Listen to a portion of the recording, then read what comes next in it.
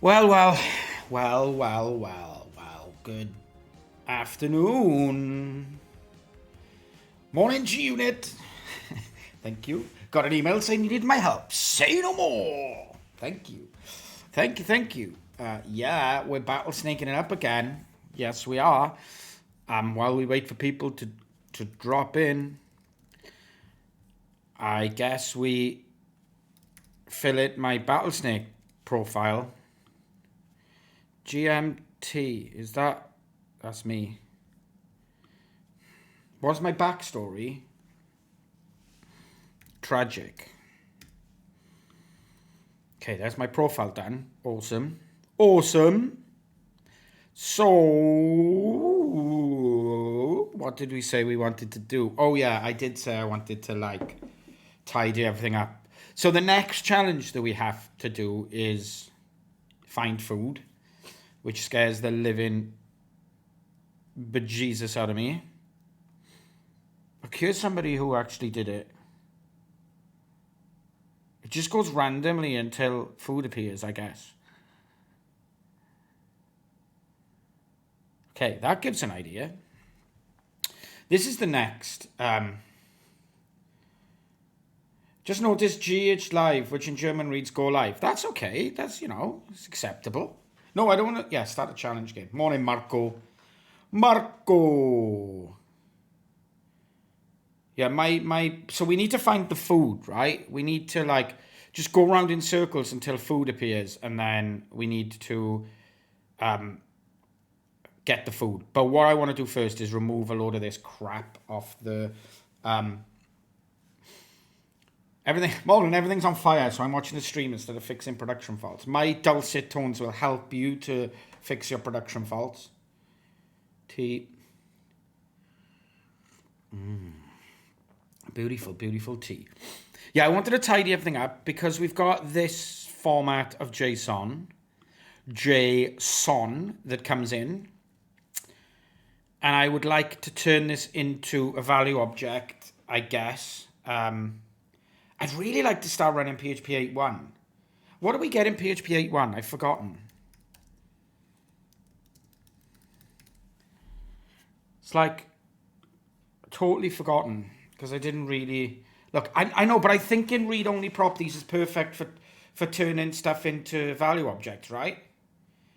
Read-only properties is ideal for taking this JSON that we get submitted and turning it into an object, so I'm not using array access for everything everywhere. Turn it into an immutable object because this never needs to change, right? It sounds like it's perfect for what we want to do here right away.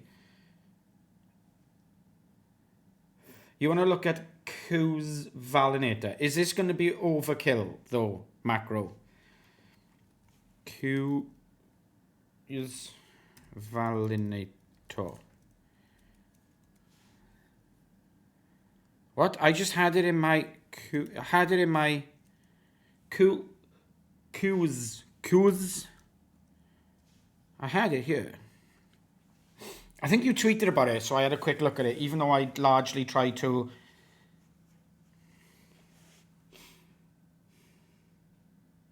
No, you say map, new mapper builder, build, map, sum class, class, post, and it makes you a sum class. Okay. But like, oh, okay. Final class thread, public function construct, int, ID, content, datetime interface for a date,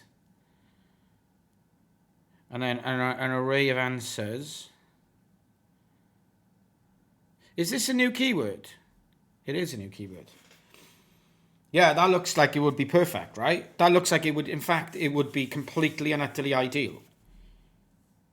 The only thing I'm worried about at this point in having objects is this.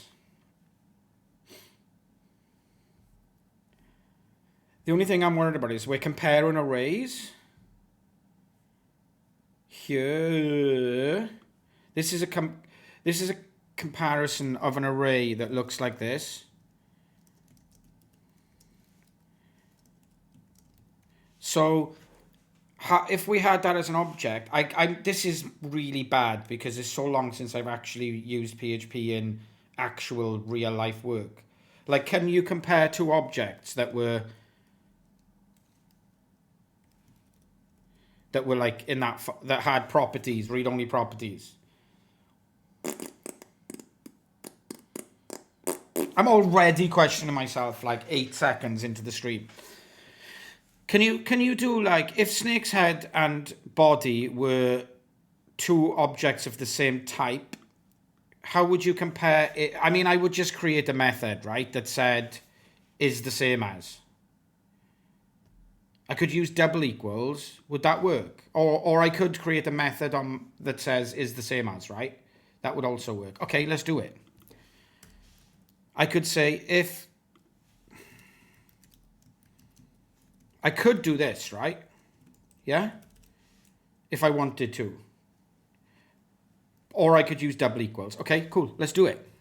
See, this is why I like Okramias in the stream. His mind works at a higher level than anyone else's.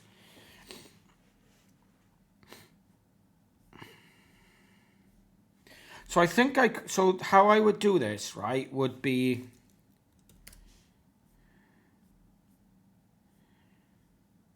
This would be a... I don't know what name we would call the object. What would the root object be called? It's the posted data. I don't really want to call it a data object. Incoming.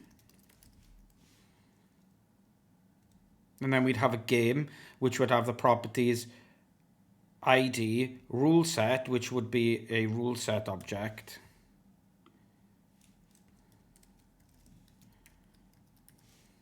Which would have name, version, and a set. This is going to be complicated, but so much better in the long term.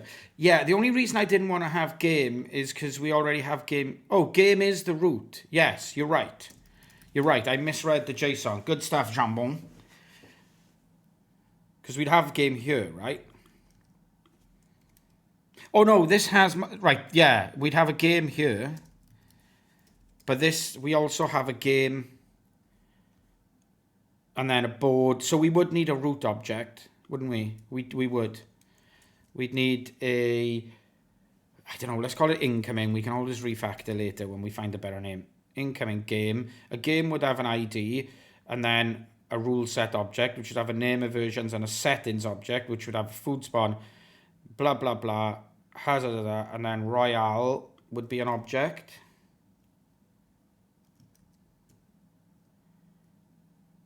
Yeah, there are other root nodes. There's game, and then there's... Hello, Felix. Welcome back. Then we'd have I don't know what a royale object... I mean, we just name it after this, right? They've named it. Well, is this overkill? I think this is fine, right? We just create all these objects and give them read-only properties. Because this is part of the game object now, so then we let's collapse game. So we've got this, and then we've got turn, which is a property, board, which is an object. I know you can't do this in JSON, by the way. Yeah, I need you to bop Okram, yes, always. Are you going to be in PHP UK, Felix? Can't read full screen. Yeah, you can't. Sorry, obviously. And then we'd have snakes, which would be an array of snake objects, which we can define. Yeah? And then we'd have a body, which would be an array of coords. No, this wouldn't need to be... This would be an array of coords.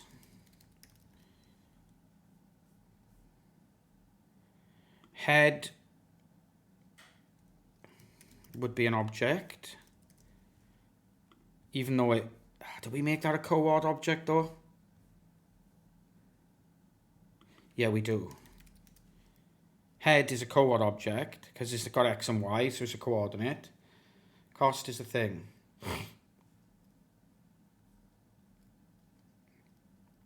So these are all fine, and then we have a customization. Customizations. That's all good.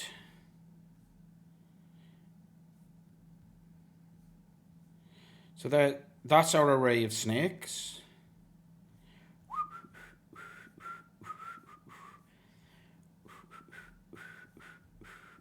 Hit me up in Slack, Felix, if cost is an option. And then we've got food, and then we've got hazards, and then we'll have... Now then, ID, name, latency, health. Are these... Is this just a snake object? In U.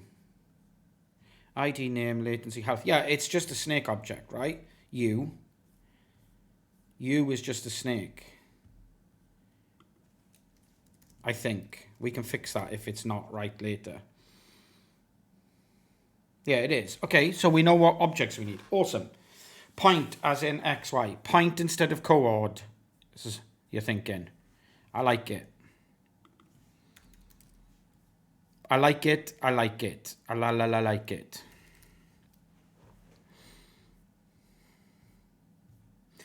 So essentially, if we create all of these objects, then we can use this to hydrate it, as we used to say in Zen Framework 2, or map it, I guess. It looks good to me. let's do this thing. Boring stuff, but then we get to write in the actual snake in a bit. Right, what do we call our value objects? I don't know, Phyllis. Marco just pointed it to me and said this is a really good package for doing the job you want to do, and being as it is, like at any point when Marco says to me, yeah, just use this, I just use that, because that's the way I roll.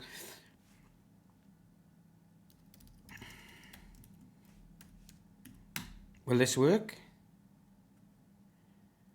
Will this work? Will it work or won't it work? Let's try and find out together as we drink tea and talk in chat. What's everyone got planned for the weekend? I have my kid for the whole weekend, so we're going to watch a load of Marvel films and play computer games. And maybe we'll leave the house at some point too. That could happen. That would be awesome. What? Oh, it's a green dollar sign that is being green screened. I see.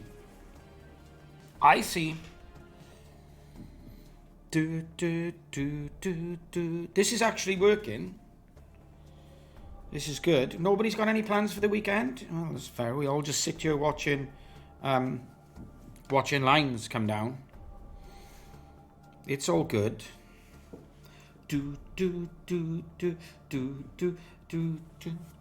No, it's the audio from royalty-free quiz tension music. Felix, when you Google royalty-free quiz tension music, this is the audio that you can get to use royalty-free. It works though, right? This is working now, so we don't need tension music, we need win music.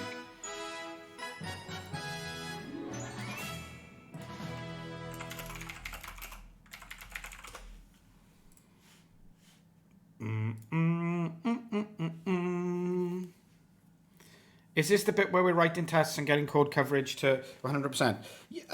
Yes, it is, Craig. Yes, it absolutely is.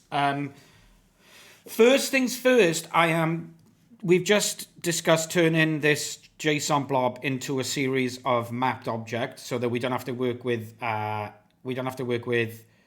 array access anymore, so that we get code completion, because in the long term doing that early is definitely going to be a benefit. I think getting like whatever snake we ever build, this incoming data definitely needs to be mapped to a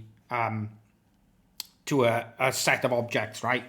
Because we're always going to need to be accessing this game data in any snakes we ever build, so I figured that's the best thing to do first. And I'm installing PHP 8.1 so we can have read-only properties, and then I'm going to strictly type everything, and then hopefully that will solve loads of problems up front. That's my plan. Weekend plan: movie 355. I don't know what that means. D&D sessions. Stress about Monday. Oh, don't stress about Monday yet.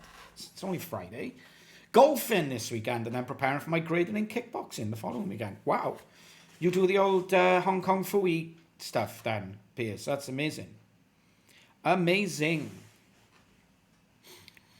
I know that Hong Kong Fooey wasn't a kickboxer, by the way. So now we're sat here watching PHP 8.1 install because I didn't have the sense to do this before the stream started, because, you know, that's the way I roll. We all know that. It's like, I'm not exactly going to prep for the stream, am I? You know, where's the fun in that? 355 is a spy movie with Jessica Chastain. I don't even know who that is either.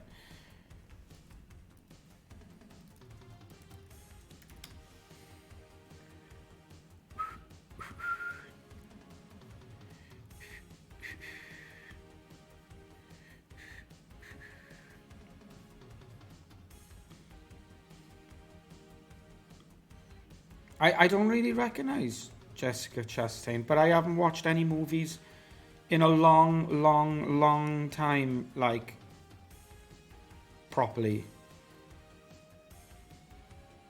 I mean, she's been nominated. Okay, that's pretty embarrassing that I don't recognize Jessica Chastain.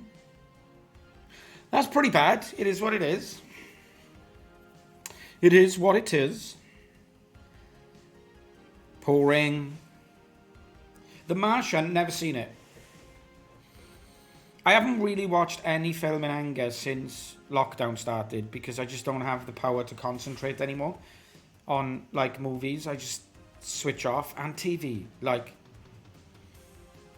I don't know if it's everyone's cup of tea, but today is like Afterlife, Ricky Gervais Afterlife release day, which I loved the first 2 series of that, which I will really hopefully be able to enjoy. We're on a CRT today, yeah, just because I'm just installing some stuff. Sure. So yeah, there's that. Thanks for the follow. Cheers. We're not really on a CRT. This is just I'm talking to chat scene while I'm waiting for things to happen. PHP-V. Command not found PHP. Okay, that's not good. Brew link. Oh, I've got boop boops going in my ears. That's not good. Brew link PHP 8.1.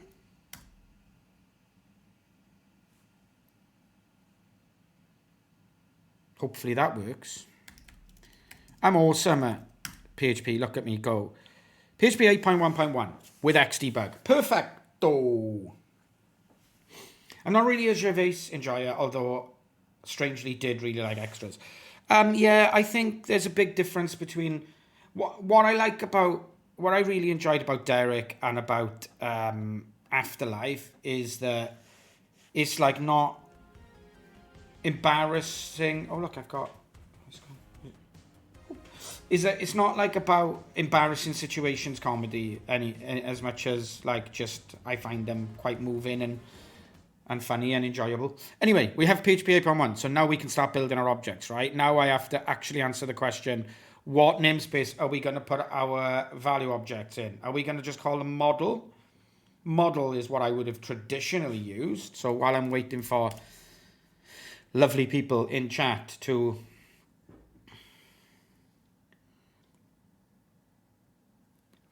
model for the win. Done deal, Trampino. I did like the movie where he's a dentist who's an a-hole having a near-death experience and starts to see ghosts and becomes better of it, mostly because he's a believable asshole. Yeah, there is that. Okay, so, I mean, my attitude here is, do we just go from I would say we go from the bottom up, right?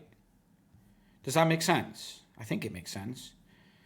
Because we can't create the thing before it until we've created the thing after it, right? If that makes sense. I'm talking crap to myself here. Customizations.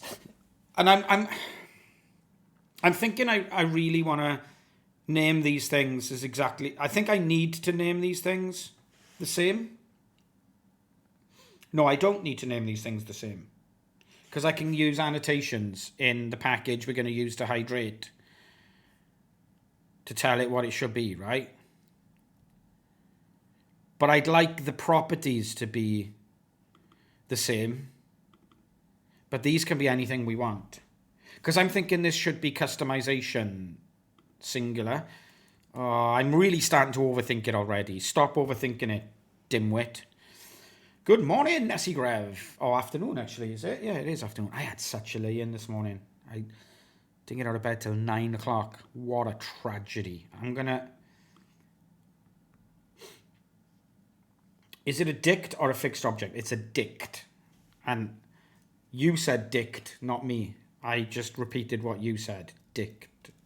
No, you know.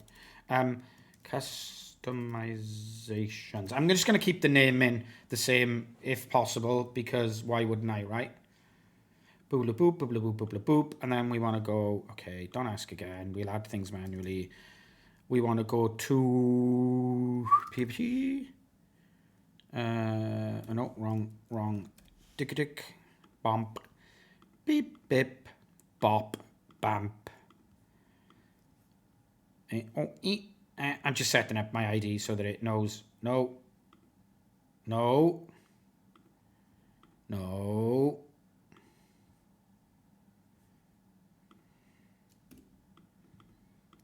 It's the right thing. It's just PHP 8.1 now. That's all I've done wrong there. There we go. Bang, bish. What's the source for snake, etc.? At the moment, everything that the snake does. So if you missed yesterday, Right, that's a very good point, Felix. If anyone missed yesterday's stream, I probably should talk through what we're doing. Very valid point. So, we are playing a game called Battlesnake. Battlesnake! And you build a snake. And the way that the snake works is that what happens is the Battlesnake server will send you a webhook, and you reply to the webhook with what the snake should do with a response. So it sends you a webhook that contains the state of the game, and then you send a response, a well-formed response that says, okay, I want my snake to move here. That's all it is to it, right? And then the snakes, ultimately, once you've built your snake and it works, they fight off against each other in like competitions. But because I haven't written a Battlesnake before, there's a series of these challenges. So we're working through the challenges. So the first training program was avoid walls. So we just wrote a snake that went in circles to do this. But our current snake should work if I start the servers, etc. Everything's running. Wonderful. We can go into, and I'm using ngrok because why wouldn't I? I always use ngrok. Can we not have Opera GX though? So in ngrok, we should be able to clear this. And if I rerun this training program, can I rerun it? See, we just went round in circles to brute force this. So it's an API we're building, right? So we're just building an API. So the API already follows the specification of the Battlesnake API docs, right? That's essentially what it does. Can I play this? Can I rerun this though? Like without it using this, because this was just rerunning what happened before, right? Or did it actually hit my ngrok? No, it didn't. This is rerunning when we passed. Can I like do it again? Anyway, it doesn't matter because we can run the find food challenge, which is the next one we're going to do. And then I can show you how that works, right? So this is actually live now running. We need to do something that finds food. But my snake is written so that it just hugs the outer walls, essentially. That's the way that I brute forced the game before. So effectively, what we're doing is just, you'll see a ton of like API requests coming in where we say, where it says like, this is the state of the board. And we reply with, okay, move right and shout right. I mean, is the snake data defined in the docs? Yes. The snake data that we're looking at here, yeah, well, it's defined in the docs in as much as there's, my snake's just still going round and round and round and round, but that's fine. It's defined in as much as there's an API reference. And it'll say like, you is a snake. And it gives us ID, yeah. So I understand what you mean is we should be just copying these things, right?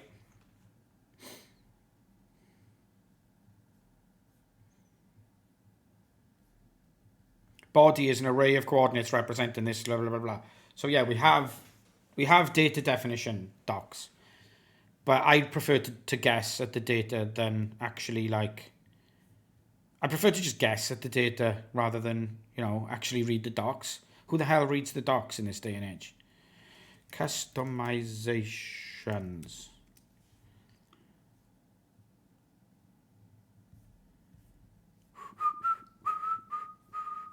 Sorry, shouldn't whistle on stream. Reading the docs is cheating. Yeah, I can guess at this. Who cares? Like, not who cares. That's not what I meant. But I meant like, it's quicker for me to just do this than it is for me to copy pasta from anywhere else. So, okay, now I get to use like read only. So we want public read only. Did it say what the customizations would be? Who said our snake should be called Snacky McSnackface yesterday? Because that is in their docs.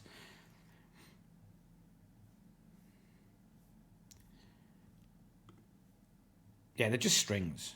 They're just strings.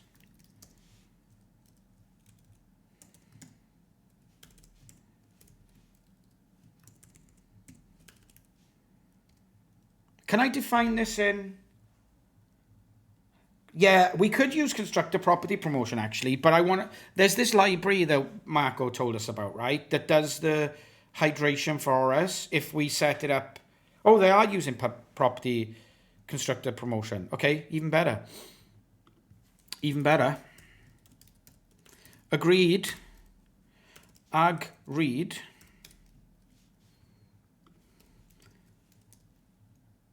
Oh, I don't know how constructor property public read-only string user. Yeah, that's right, isn't it? What's... Oh, it goes in here. Oh, it's early for me. I slept until 9 o'clock. That's like really late for me.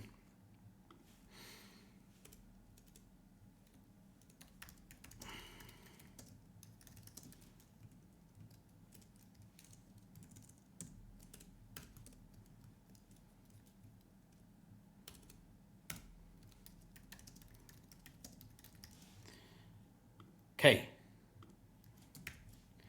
I hate that you can't have this on the same line, by the way. I really feel like that's a lot better. Construct... Okay, actually... What did I say? Sorry. I don't know what I said for that response. I was too busy actually trying to create stuff. Okay, we've got customizations done.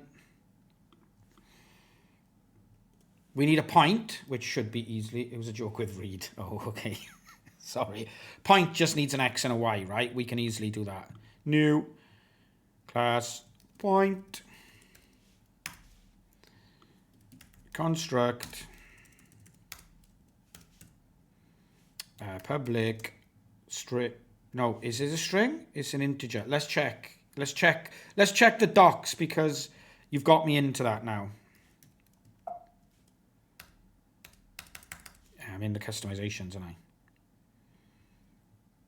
Does it say what X and Y would be? It's got to be an integer, right? It's got to be an integer.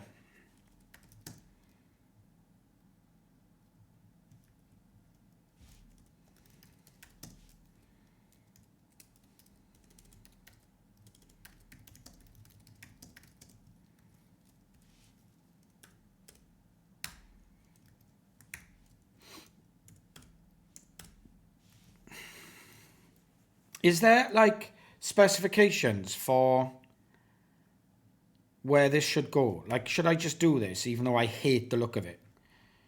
Is there like a PSR to say how empty constructors should read? Who flipping knows?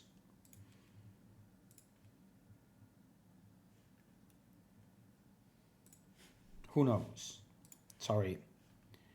What style are you using? Good question.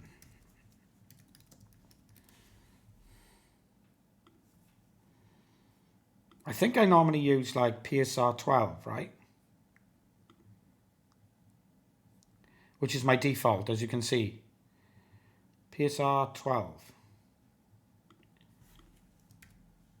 Now it does it even worse. Yeah, that's even worse. I hate that even more. How does PSR 12 say this is the way it should be? Oh, look, it'll do. I'm getting distracted. I'm getting really distracted. Stop getting so distracted. I hate the double spaces here. There we go. It's fine. Points we have. Distractions abound. These are all points. Okay, now we can create the snack, right?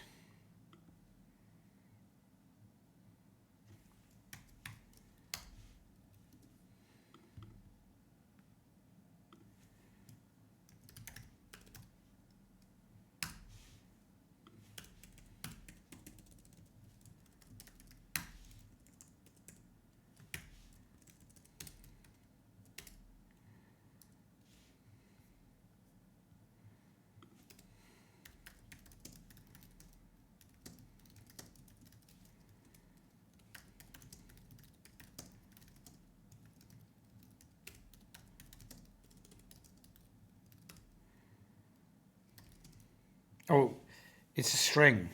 It's a string here. It's going to have to be a string, isn't it? Snack. Yeah, I really wanted to call it snack, but that would annoy me after a couple of days. It's a string here, so I'm going to have to use it as a string, right? Because that's the way it comes in, even though it feels like it should be an int.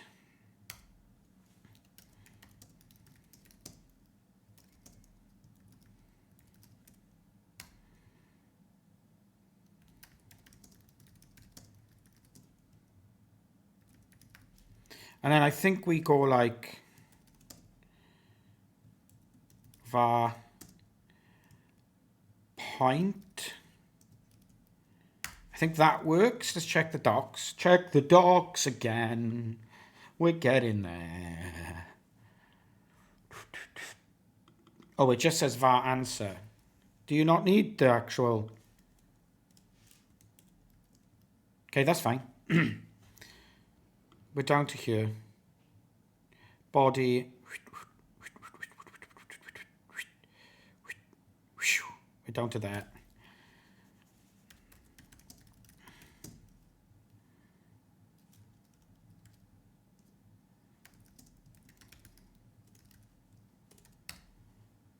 Head. Did I miss head? Did I delete the snake's head?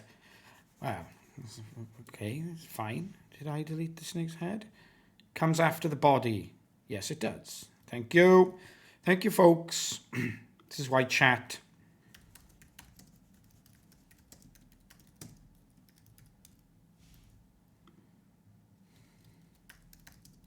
Ooh, that's rude. Well, it's not really rude, I suppose. I suppose it's fine. This is boring stuff, but I do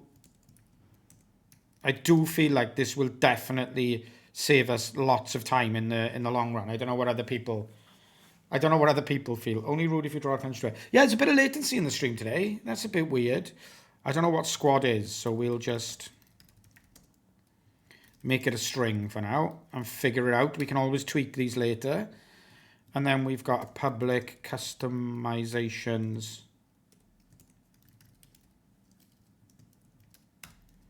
There. And that's our snack, right? Well, you could do trailing commas. That's a nice touch. I didn't know you could actually do that. Okay, that's a lot cleaner than I expected, to be honest. That's all good. I did do trailing commas in the other one, but I didn't do trailing commas in this one. I love trailing commas, so we're going to have to agree to disagree. It is what it is.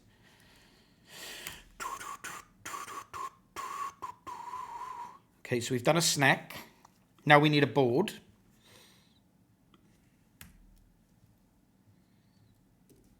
We're getting... This is a lot quicker than I expected, actually. And I think that's like...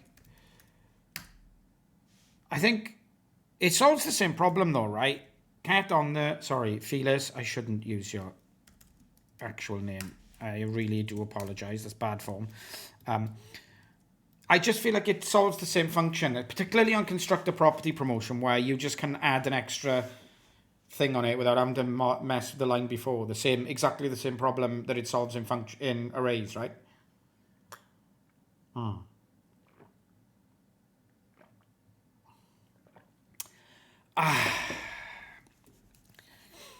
Tea is beautiful. Food is array of point, hazards too. Thank you. Saved me looking that up. Beautiful.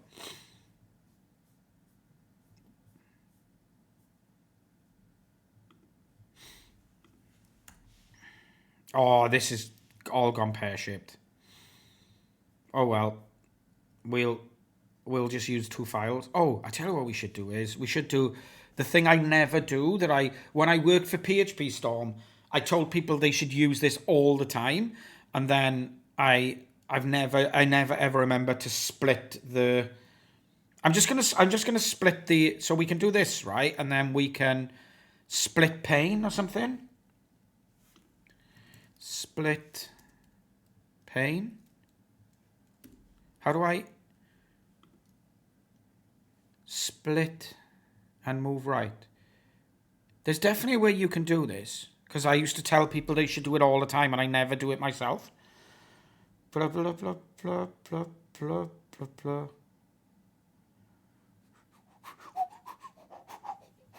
Right click on file. Oh,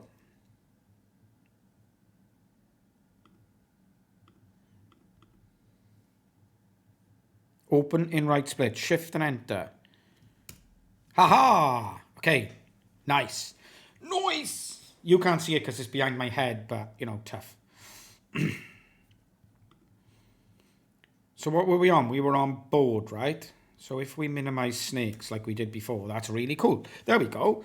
Public, read-only, integer, height. Public, read-only, integer, width. Total eclipse. Total eclipse, public, read-only. Public. Oh, chatcodes is up and running, everyone, which I didn't realize, but it is. Public. What? It is public. Did I write pubic again? Public, read-only, array, snakes, and then we tell it that var, it's an array of snake objects. Yeah? Looking good. Looking good. Pubic. What? Now you're just being rude, Cat, and I love it. It's all good. Yeah, if you didn't know, you can interact with my ID via Twitch chat. I'm a big fan of you interacting with my ID via Twitch chat during the stream. I love it. So what did we say? Food was going to be an array of snakes as well, right? No, of points, sorry. Public, read-only, array, food. But it's an array of points. And also hazard, Eden hazard. Read-only, array, hazards. Is also an array of. Thank you, Felix. you beat me to it. That's very. I mean, there can't be that much lag, right? There can't be that much lag between me coding and chat because you just added that in there for me. Although you did, you know, you did make a small mistake, but I'm willing to actually, you know, I'm willing to be okay with that. Clear chat codes, comments. There we go. Let's get rid of pubic from the file. That's, you know, it's fine. Looking good here, I think.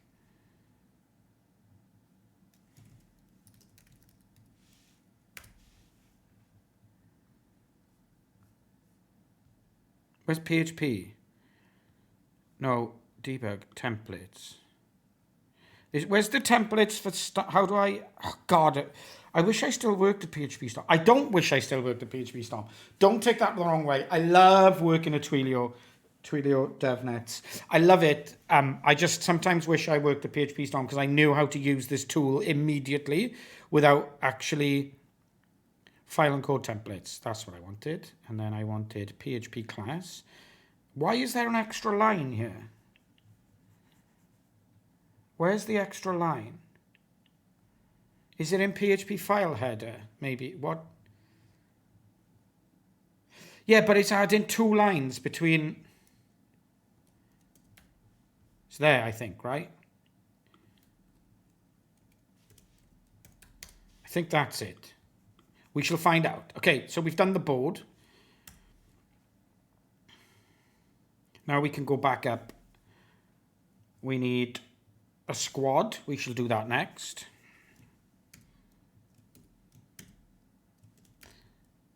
How do I add a new PHP class? God, I've forgotten all of my keyboard shortcuts. No, I don't want a scratch file. How do I do that from here? New. Can do it from there, I know, but yeah, but I used to use a keyboard shortcut. There used to be a keyboard shortcut I could use that I could say create a new class, but I can't remember how to do it anymore. So new PHP class. Maybe I didn't even map the squad, right? That's what we want. Blah blah blah. Boop. There we go. Now we don't have those stupid extra spaces we had before. Public bool read only bool. He's not gonna type that out. I'm never gonna type that out. Who in their right mind would type that out?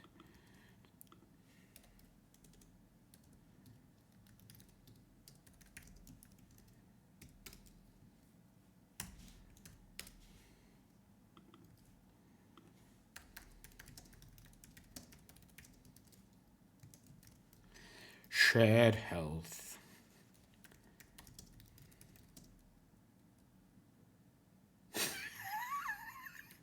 Love it. Love it, love it, love it. I've done something wrong here, though. What have I... What? Hello, what's... Method should either have body or be abstract. Key promoter. Have I turned it off, I think. Oh, yeah, thank you. Thank you, Phyllis. I deleted that line, didn't I? I turned key promoter off. I think I have it installed. I turned it off because it was causing lag, but I used to have it installed all the time.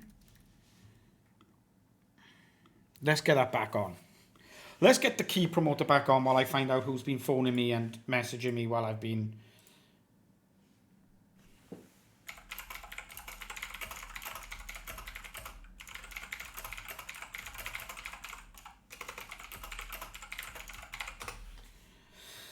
There we go. I did restart the ID. Why didn't you restart the ID? Restart the ID. It's nice to be... This is going to be contentious. This is going to be really contentious. But it's nice to be not coding in Laravel for a while. Not that I have any problems with Laravel at all, as you all know. But it is quite nice to just be like... not coding in Laravel for a while and just using different tools and like base PHP and other cool stuff. I quite enjoying it. We've set this up in Slim for those who didn't know. There is no key for that. Do you think that's overkill at this point, Kat?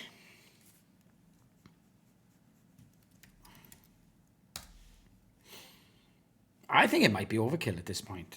But then again, we've always disagreed. So that's fine. Public read only int bang. The game's ID is a UUID. Yeah, but I can just store it as a string, right? What's the benefits of me having that as a UUID object if I'm never going to be like regenerating it or changing it if it's immutable? Where's the benefit in casting that into an object? Genuine question. Genuine question. Not that I just realized that sounded really like preachy, and it really wasn't meant to sound preachy at all. It was a genuine question, so sorry. Oh.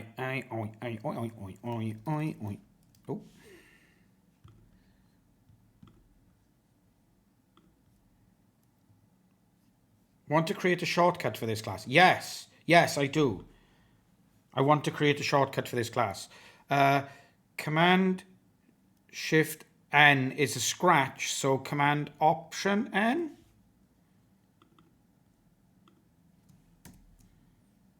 Already assigned to set null or in. Yeah, I don't care about that. Tough. Remove. There we go. There we go. Settings. I know the models having plural names is annoying. It's annoying me too. But on the other hand, I'm trying to keep parity exactly with the data as it comes in. So we can refactor. We can always refactor. Never forget the power of refactorage.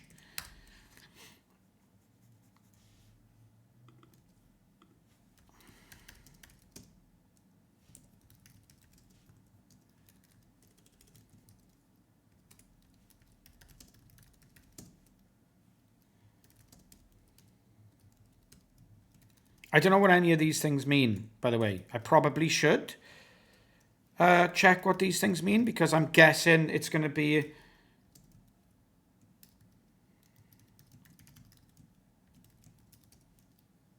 Oh, I beat you. I beat you.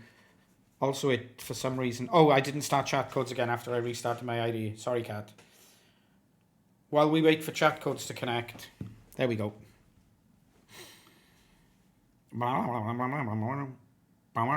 Do squad, cat, and I'll do royale. Oh, I named that incorrectly. Okay, we'll have to rename that right now.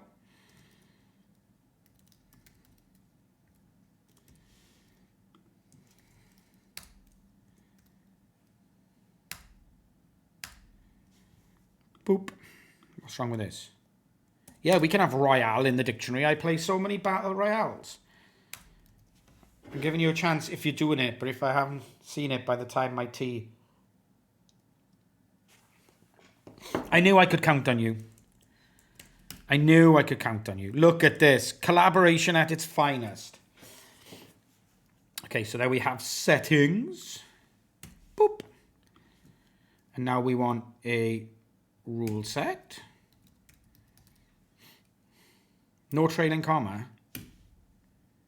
Cat. Trying to impose your own stylings upon me. I see you. I've got one eye on you. I'm watching you.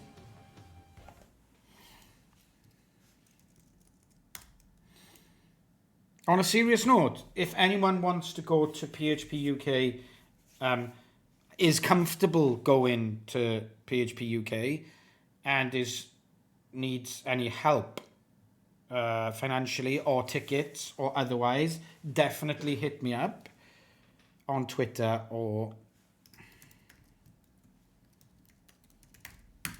there.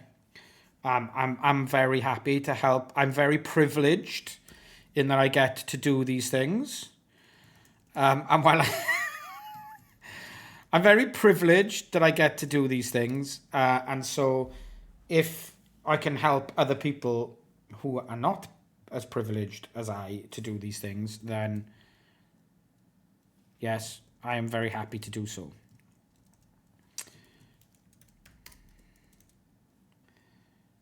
And I'm guessing Kat's just doing my work for me while I drink tea. Beautiful. Maybe not. Maybe I'm taking Kat for granted here.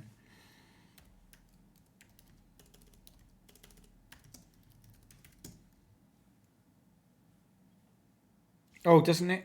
Oh, yeah. My bad. I thought that it had timeout and source, but that's the next. Sorry, Kat. That's the next level up. You win. This is tedious in some ways, right? But every time I've done this, every single time I've done this, I've never regretted doing it. I've never regretted spending the time up front. I've never, ever regretted doing this, spending the time. Ever. Particularly in legacy projects. In the project that Felis and I worked on, like this was into timeout, yeah, and then source, and then this was like one of the best things we did on day one. On day one, we just like it. Do you know what? I don't disagree with you, Jambon. I don't. And you know when we were working on legacy stuff, we kind of did this as we came across it, right? We came across.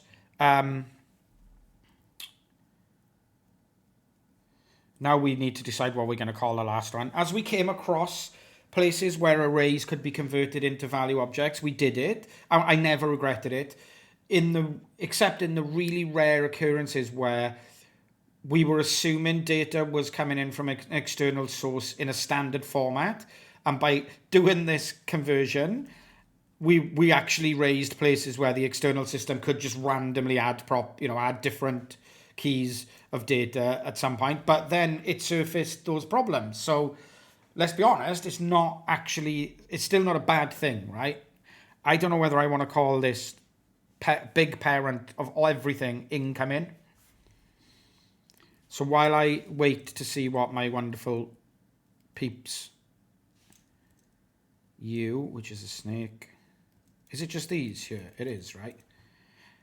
While I wait to see, okay, nobody's got a better idea, therefore I'm going to call it Battlesnake. Move, I like. Start request is a total misnomer on every conceit. Move request.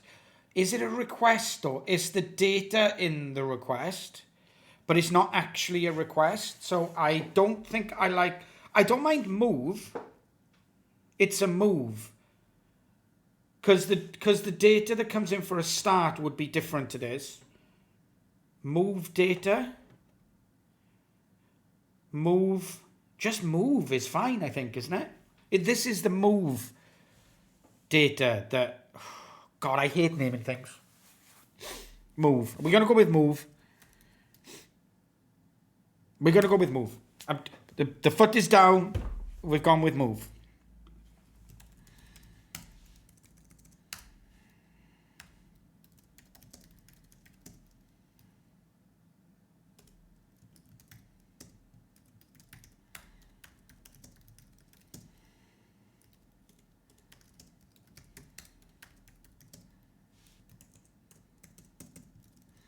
We've gone with move. Oh, jeez. Christ. I virtually jumped. I virtually jumped, Cat. Honest to God. Like, it actually made me... It was so unexpected in that instance because I was thinking about something else that it was almost a jump scare. Perfecto. Okay, now, I guess we want to write a test to check that the mapper works. So that we know, like, everything's... Do we need... Yeah, I'm going to write a test. Where is the timeout thing?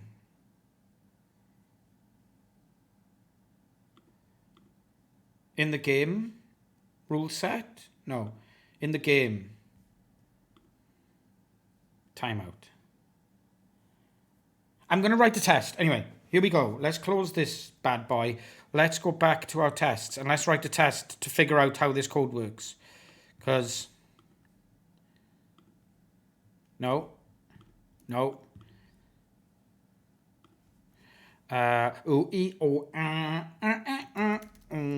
call it the mapper test. It's fine. We probably should, like, get rid of all of the... How do I get revert to whatever's the upstream version? Yeah,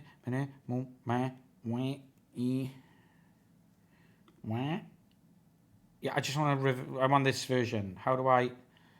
When do I... There's got to be a way to do this in Git, right? Changelog.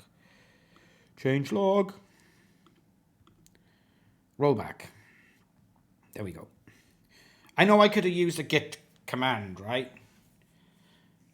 Make test. Yes, definitely we should have make test at some point. I agree, for what it's worth. We will... We were discussing make files yesterday morning. Actually, Kat, people were laughing at me because I like to add make files to things. Okay, test. It maps incoming. Do we start with it? Whatever, guy. It maps incoming move to a move model.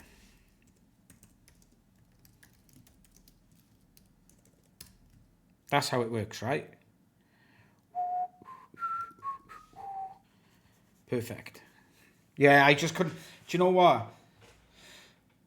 what, Felix? Honestly, I could not be bothered to install a PHP unit and create a PHP unit XML. That's how lazy I was yesterday. So I know that Pest Init just does that for you. And do you know what? That's the killer feature for me at the moment. That's the truth. Okay, so... Oh, these should be final classes, right? Oh, well. Don't tell Marco. Is he still here? Is Marco still actually... No, he's gone. So, that's fine. We don't have to make these final classes because Okramias has left the building. So, it's all good.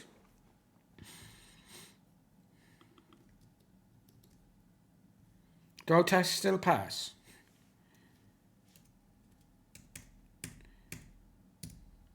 They don't. One risky. Ooh. Oh, the test doesn't perform any assertions. Yeah, the other ones pass. Does that work? Now I'm just... Right-click in folder, replace in files. Oh, you'd have to do like... I can't be bothered with that. I thought there was a PHP... I thought there was a PHP Storm like refactored to... I wonder if there is a PHP Storm. No.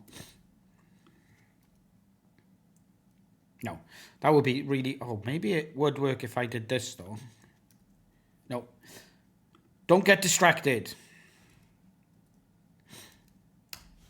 Don't get distracted. Just the word class with final class. I know, but laziness, dude. You know? Not you're a dude, sorry. I don't think I've ever used the phrase dude before either. Don't ever let me say that again. Would work with 2 clicks. I'm too lazy. The deal is done.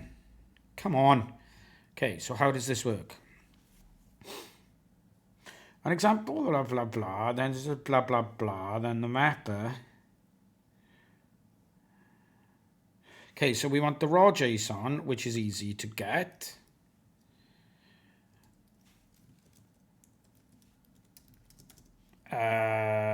Oh, it doesn't... Okay, that's expecting it to be in JSON, so we can just do like a file get contents, right? There. Assets. Board to... Okay, cool. And then...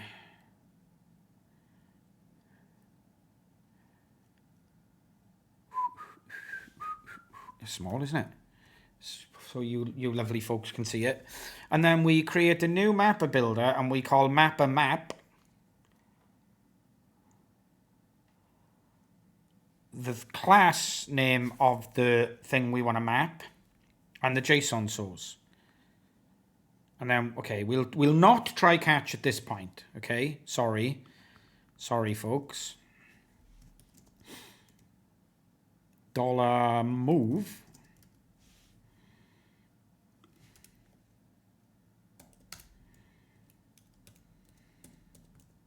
We want it to be a move class.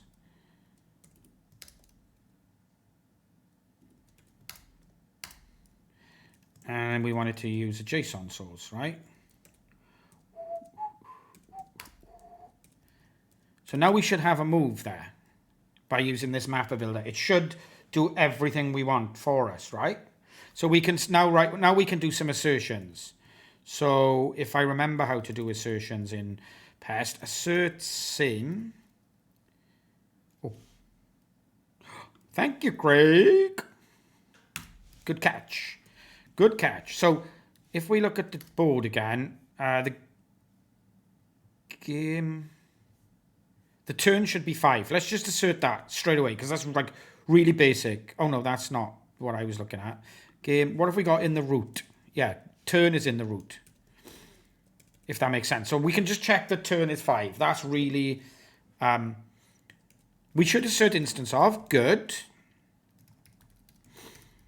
Good call.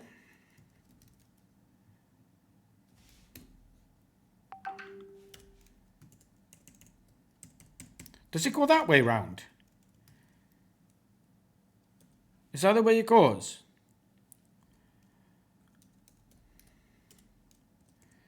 And then we'll say move, turn, 5. Yeah, I thought it was the other way around. I wasn't 100% though. So I was going to believe in you. So that's like really, really basic test. Let's try it and see.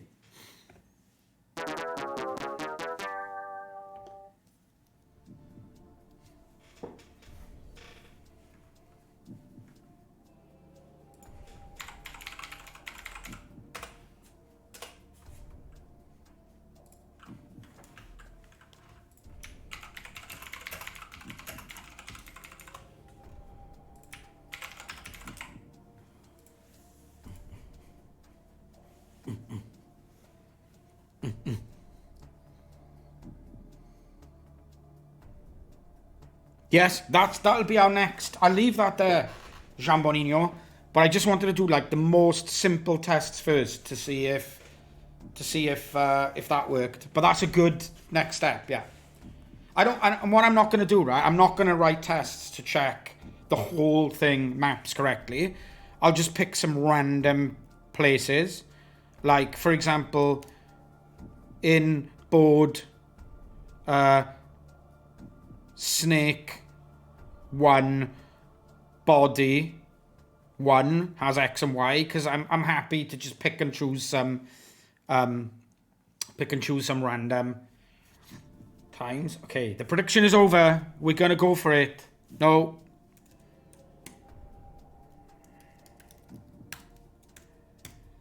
Let's have a look. Let's see. 3 passed! Yes! Seems to work.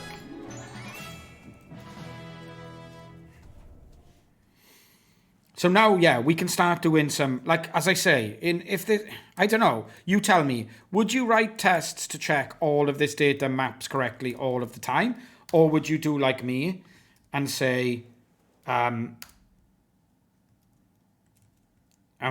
we clear.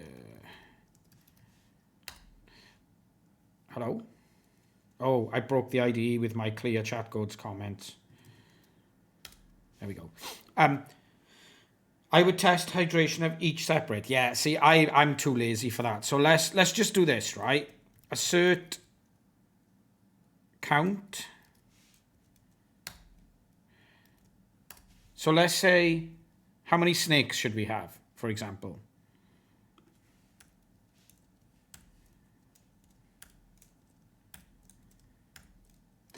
One, 2, 3, 4. We should have 5 snakes, so we can do that, right?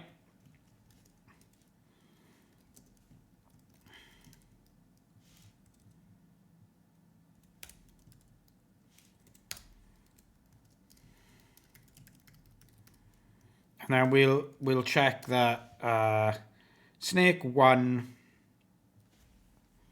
latency is 169. Oh no, snake 1 body X is 10. Fine.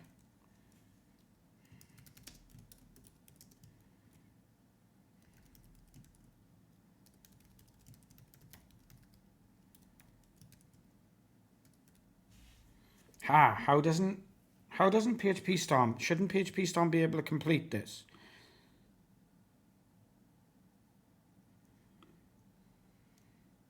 Is it because I haven't put snakes here? The PHP Storm isn't completing it. Because I would expect PHP Storm to follow these annotations as well. That's the whole point.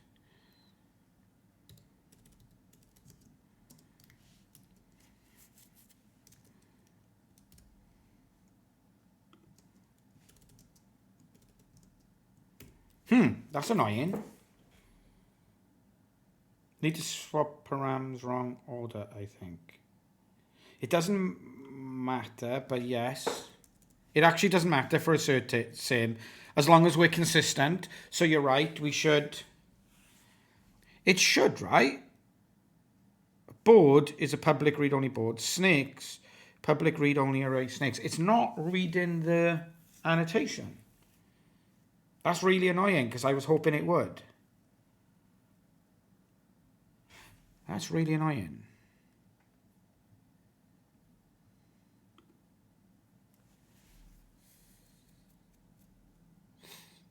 I would expect that to work.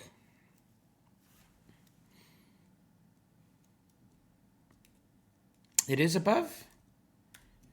Can you move the annotation to above?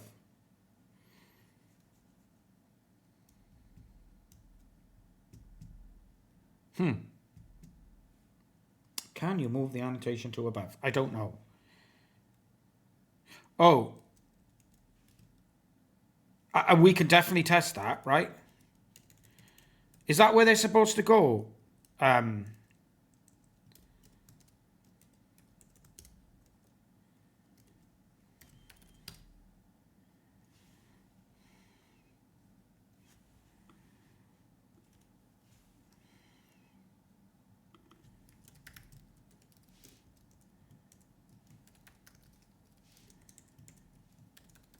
Let's see if this works in PHP Storm first.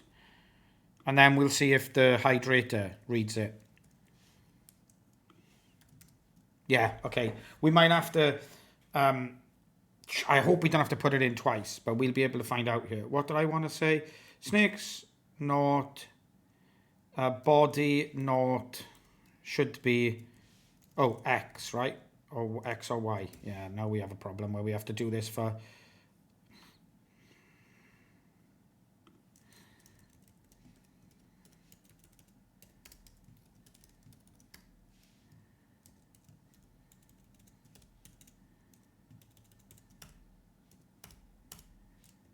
Is it always going to tell me that I don't have all of the...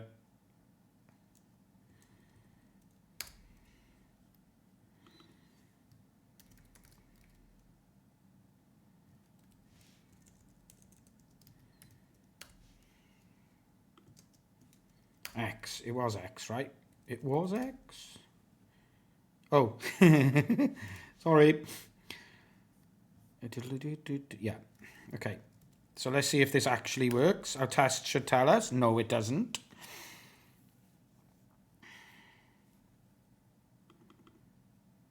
Oh, you said something about line 19, right?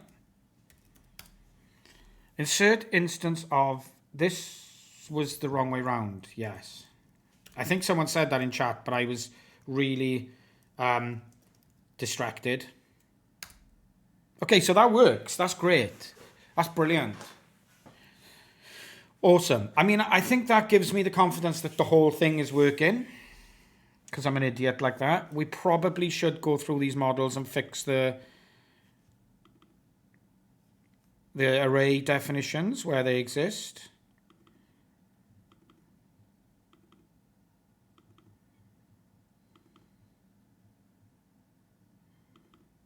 That is it. Good. Alt enter on the comma to swap the params without copy paste. Thank you very much. Let's try that.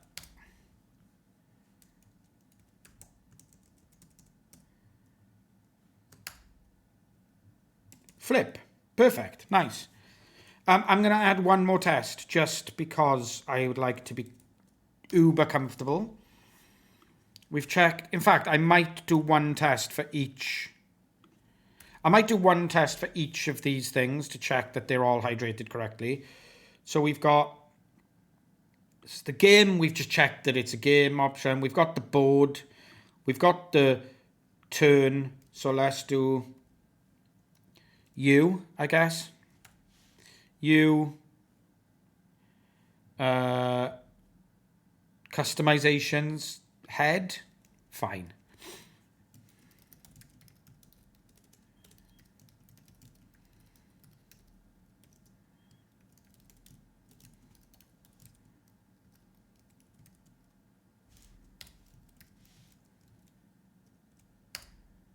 Okay, I'm comfortable. I'm happy. I'm happy that we've done that. It's taken us an hour, over an hour, but now I believe that we're in a good place here. Perfecto. Right. I guess we want to check that we haven't broken anything with the actual snacky snack. Is he still going to go round in circles? I mean, we haven't changed any code, right? So... No, we haven't changed any code. What am I doing? We've just added code. Shut your mouth. Now we add a public static method to move called hydrate. Is that the way we do this? Why would we do that?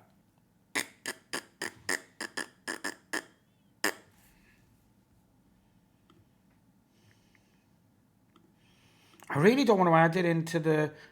I don't really want to add it into the model because I feel like it's so...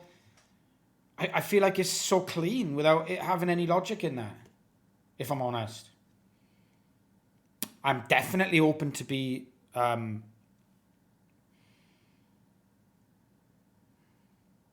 definitely open to be convinced otherwise.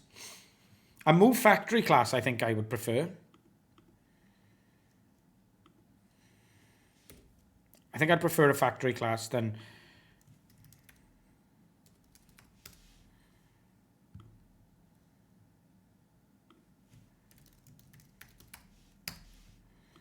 And then we go to the test and we take the logic here, right? Boop. Oh, get wrecked. No, use your keyboard shortcuts.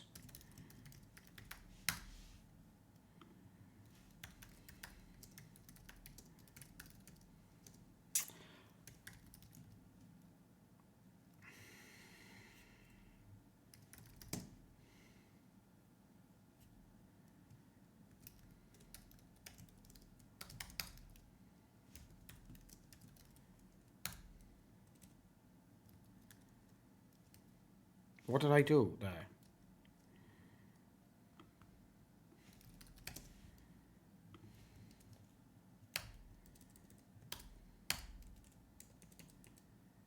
It's just that, right? I'd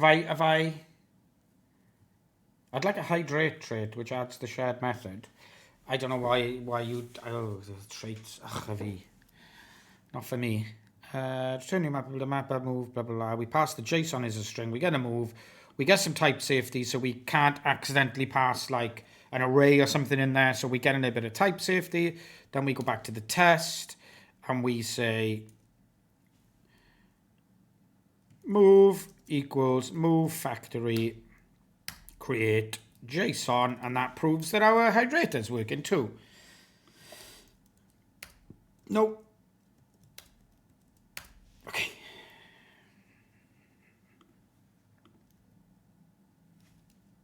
And our tests should still pass. They do still pass. Awesome. Awesome. Okay, cool. Now we can get rid of them. Can do that. And now we can go back to our snacky snack. And we can, let's just refactor this so that it uses the move object instead of array access. We don't need this. We can say move equals move factory create a request get body done. Why is this not? Oh, we need to cast it to a string because it's a stream. When you get the body from the, oh, I typed stream in there now, didn't I? When you get the body from the get body of a PSR something, can you do get content? Is that what I had before? It's a stream anyway if you get body, so you can cast it to a string or, yeah, I had get body. Okay, fair enough. That's a better answer. Thank you. Get PSR something. PSR. It doesn't say the PSR number in the doc block. PSR 7 request and response. Yeah. Thank you, Kat. Sounds right to me. So now we have a move object.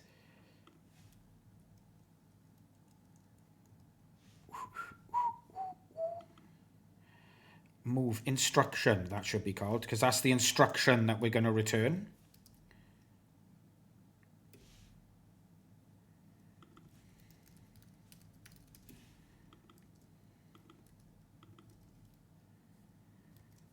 Okay, so now we need to say move, and now we need to refactor figure out move. We don't have any. Do we have tests for this? We do have tests for this.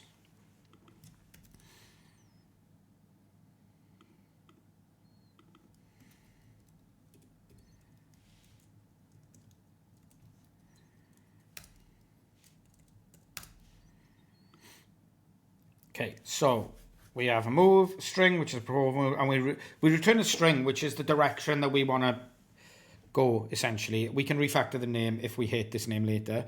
So if the proposed move or a proposed instruction, because move is what we've got coming in, so I feel like this should be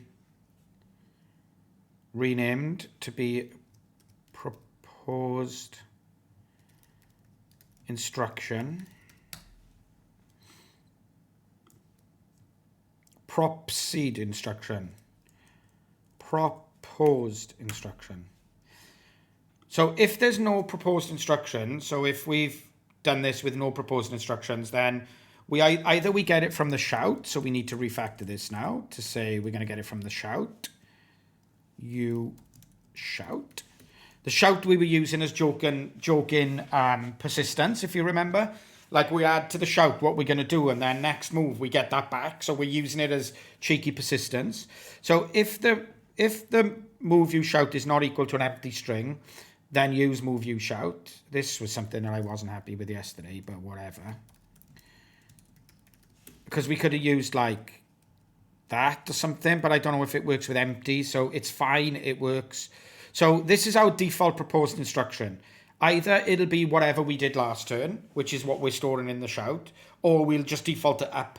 Like if push comes to shove, we'll just go up, if that makes sense, yeah?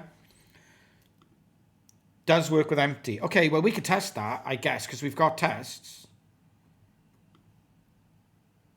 So it should just be this, right? How do I don't even know how to use that.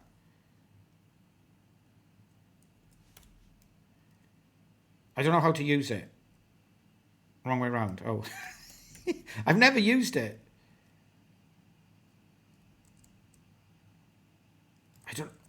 I don't know how, I don't know what I'm doing. Somebody chat codes me quickly.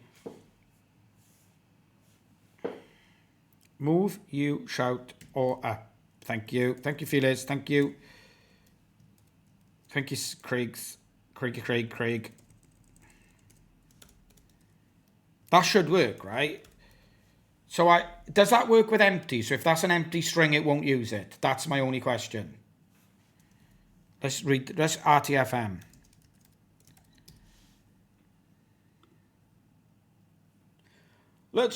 I mean, I could try and see, but I'm going to elect the age-old.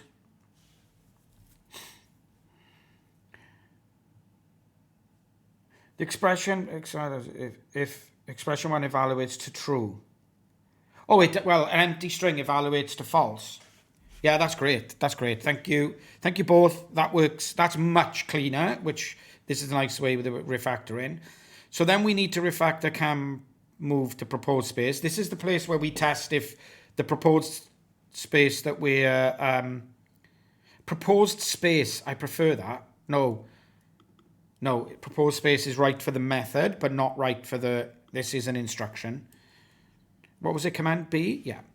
Okay, so this should be a move.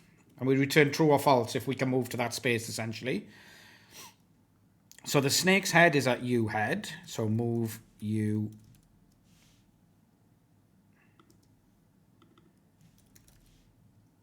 What happened? Somebody did something in chat code? Somewhere? Proposed instructions.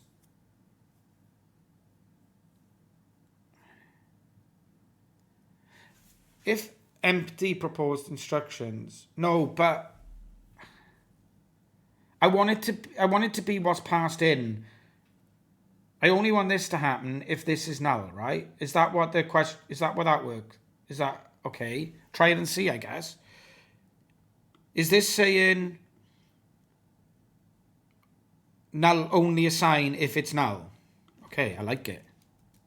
I don't know. Does anyone think that this is a lot less readable now, though, than what it was before? I mean, it's a lot more succinct, which I like. But do you feel like that's less readable than if null is null proposing? Like, I don't know. Maybe it's just me and my old-fashionedness. But I guess I'll get used to knowing this is essentially if... Exactly. I agree, Craig. I do agree, right here, that what we had before was actually a hell of a lot more readable for me to understand what was going on when I come back to this code. So this is saying if proposed instructions is null, then use shout if it evaluates to true, otherwise use up. Essentially, right? It's fine. We leave it as it is because it looks cool. I like it. Now I'm distracted here. Snake's head is that.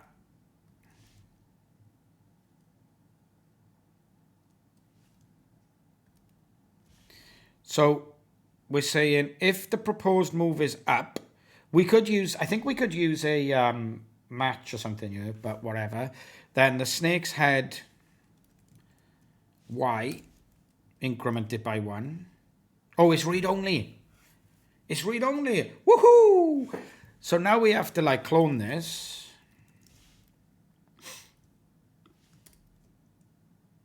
delete move you heard.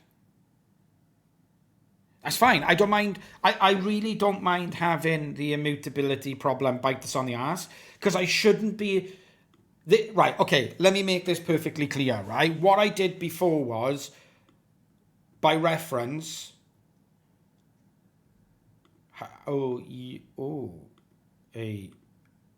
This is fine. I should not be modifying the data that's been posted into it, because it should be pure, so that if I refer to it later on, after I've done all this nonsense around here, I can be guaranteed that it is the actual data that came in. This is a bug waiting to happen, right? If I make this mutable, this is a bug waiting to happen. Clone read only works. It doesn't, does it? You're right.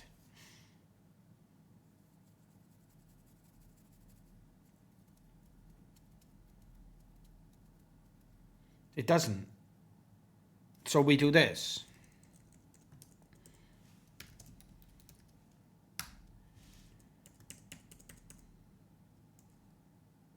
No, we don't need to do that anyway. We don't need to do that at this point. We do this.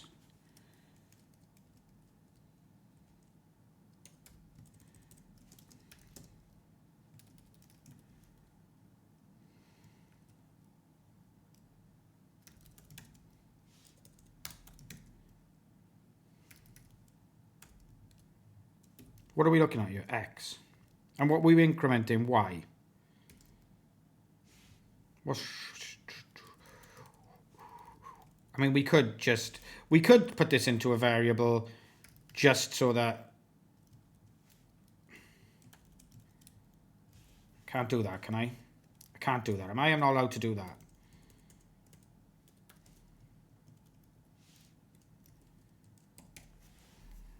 What do we think of that? Do we hate it? Clone and read-only properties in PHP 8.1. Okay, let's take a look at that then. I just create a new point, though. I love the fact that this is read-only, and I'll tell you for why. I'll tell you for why.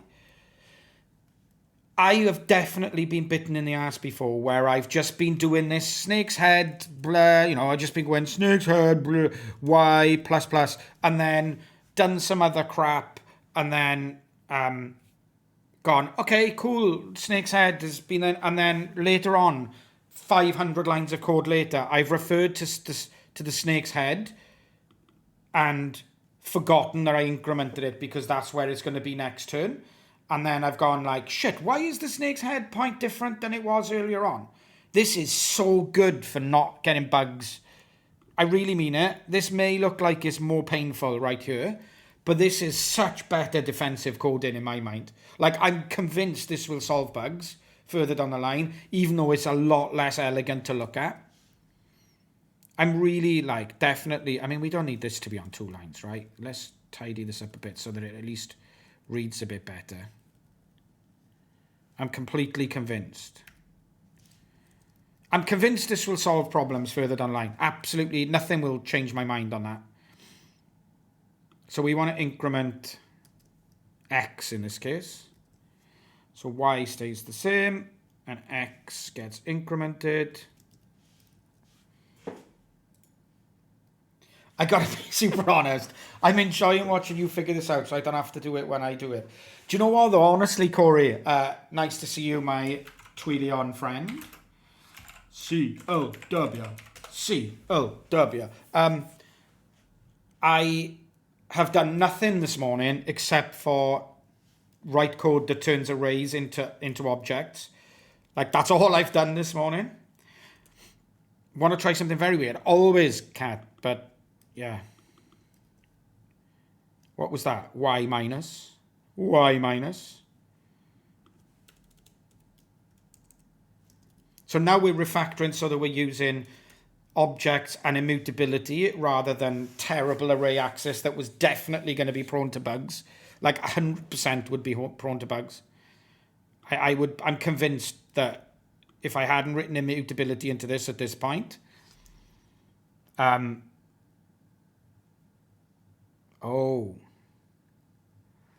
then Yeah, it must be early for you, Ev. Oh, shit, it's 1:30. I was thinking, dearie me. Yeah, I'm going to leave that there, Phyllis. We're going to try and see if this works as it is.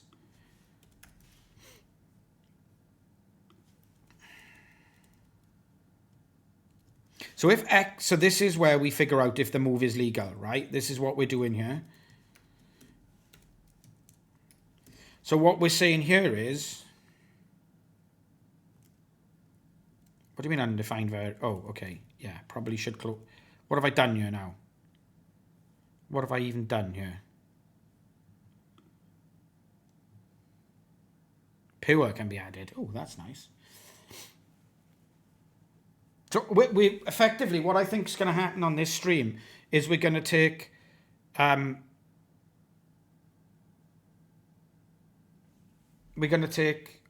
all of them are in ifs. Yeah. So what he's saying is there's a potential here that we don't have a snake head at this point, right?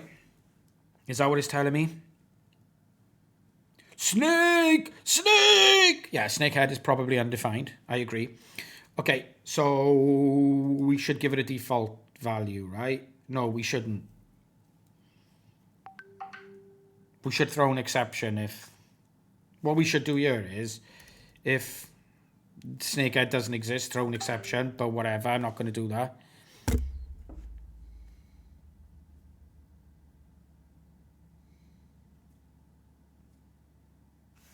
Okay. We'll handle this. What? Who's put in badger? Right, I'm getting distracted. Calm my skin down now. If we had a to-do, that's as good as writing the code, right? Check that we have a snake's head at this point to be good.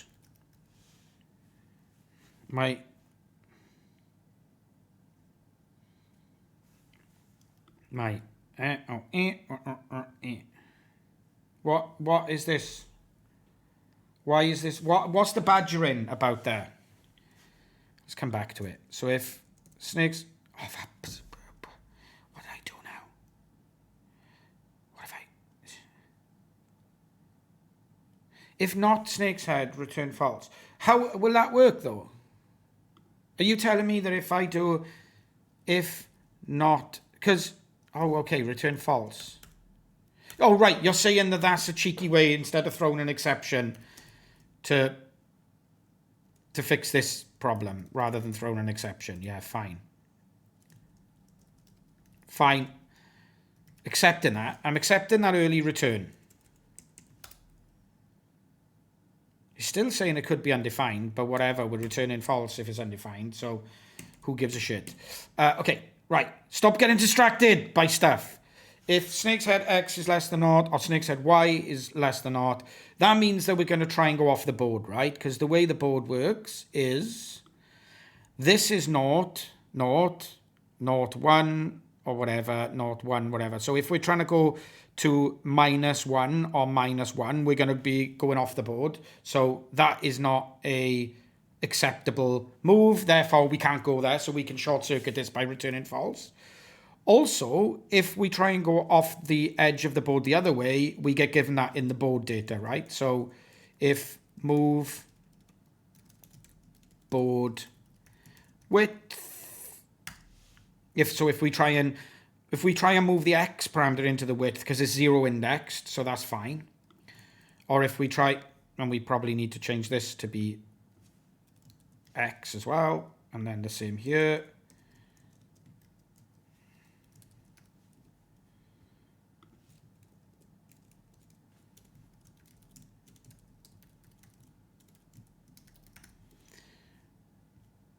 It's probably nice to do this, right?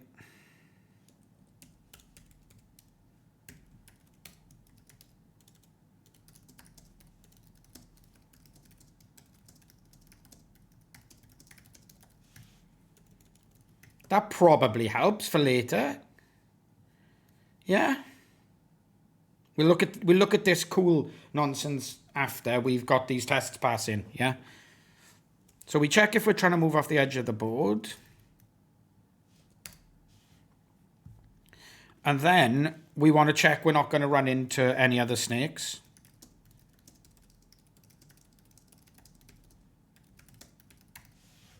Including ourselves, by the way.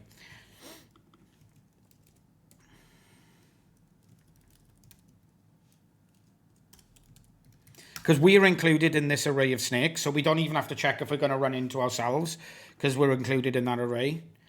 So we're in a lovely, wonderful nested loop.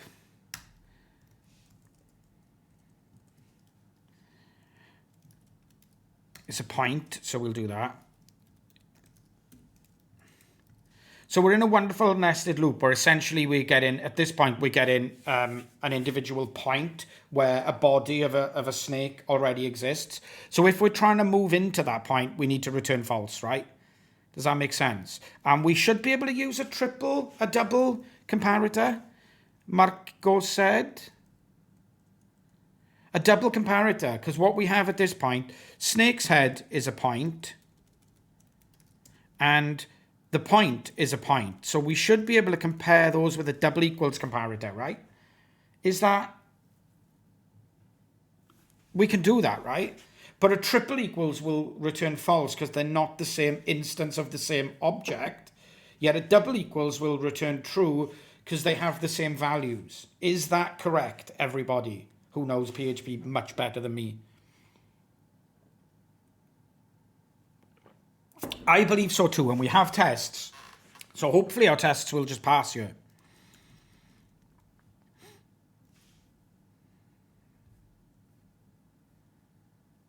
Okay, awesome. Am I going to regret looking at this, cat?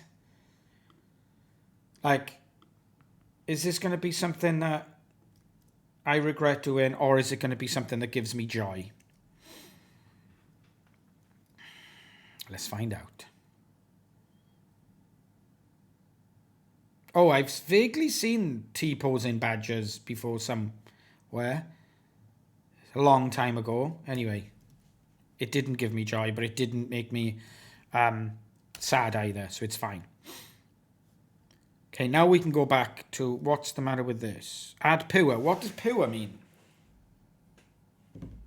It means given the same input, it always gets the same output, right? That's what pure means. If I pass in the same proposed move and the same move, it'll always return true or false. Does that matter? Why? Okay, who cares? Let's suppress that for now. I don't care about that stuff. So we've done that. If we can move to the proposed space, then we will move to that space. So what this is doing is it's saying if we're going right, and if we went right the last turn and we can go right again this turn, just keep going right. Because it's just, at the moment, we just want to keep going in straight lines for simplicity. So that's what that's essentially doing. It's just saying go in a straight line wherever you possibly can. If we can't go right because, for example, we've hit the edge of the wall, then if we were going right, go down. If we were going down, go left. If we were going so this keeps us going in a clockwise loop, which is the way that I just decided to do it. And then what we do is call ourselves with a loop, so it's a nested call to ourselves to say, well, okay, we couldn't go right. Can we go down? Okay, we couldn't go down. Can we go left? Yeah, we can go left. We'll go left. So there is definite scope for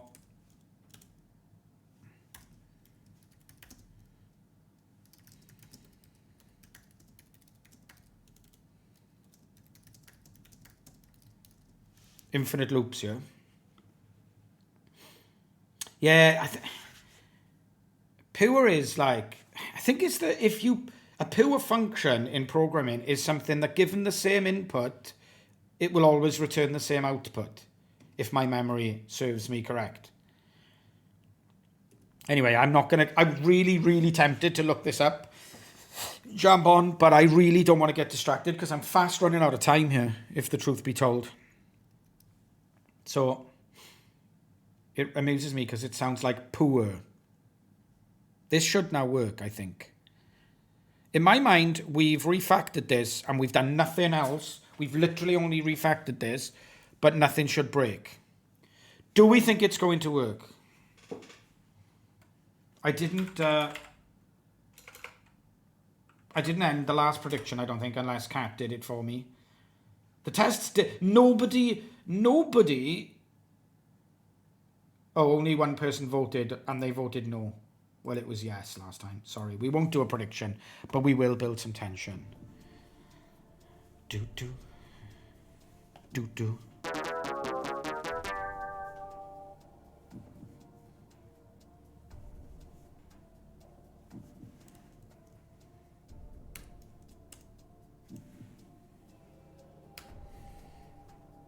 No. No. Argument 1 of move must be of type move array given in figure out move. Okay. Figure out move. Well, we should see a line for that. Line 10. No. Line 45.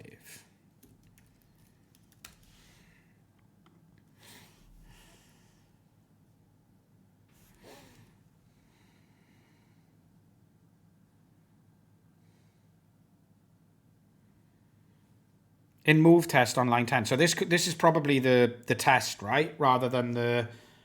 This is the... I think this is the code in the test.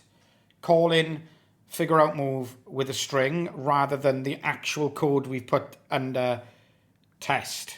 That's what I feel like's going on. So that, in which case, is not the end of the world. Line 10 here. Yeah, number 1... So with JSON, so this is our cheeky way of creating new tests, right? We're using a data provider.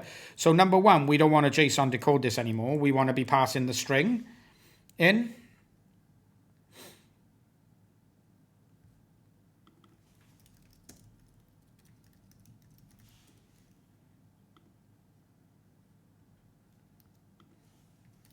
So we could have fixed that by putting stricter types.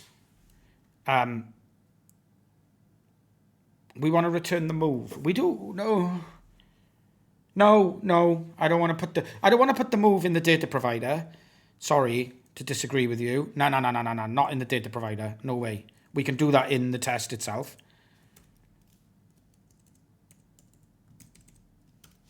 Sorry, that's my belief. My belief is the data provider shouldn't be hydrating the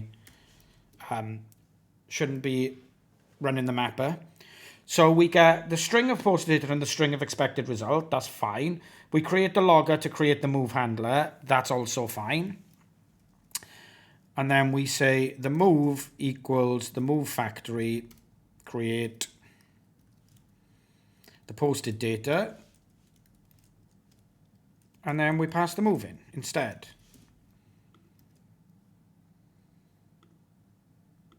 Happy? Happy. Will the test pass this time? Will they? Who knows? I'm not looking. Were they? Did they pass? Did they fail? They passed!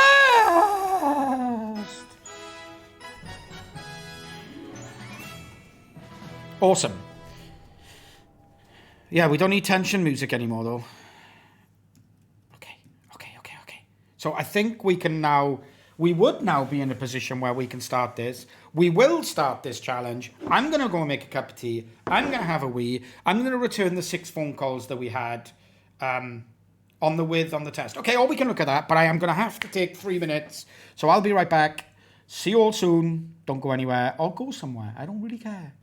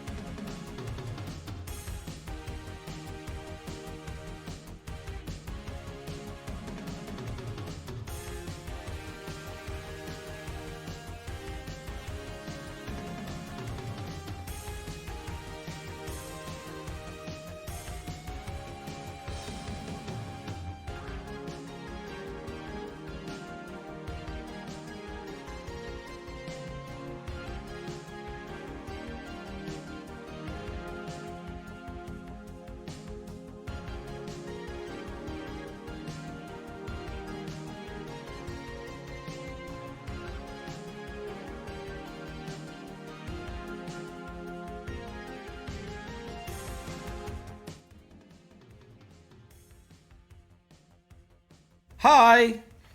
Can you name the test params? I'm so done with that. We're moved on. That's in the past. This is now the future. So, we need to add more logic to our wonderful snake. Snake!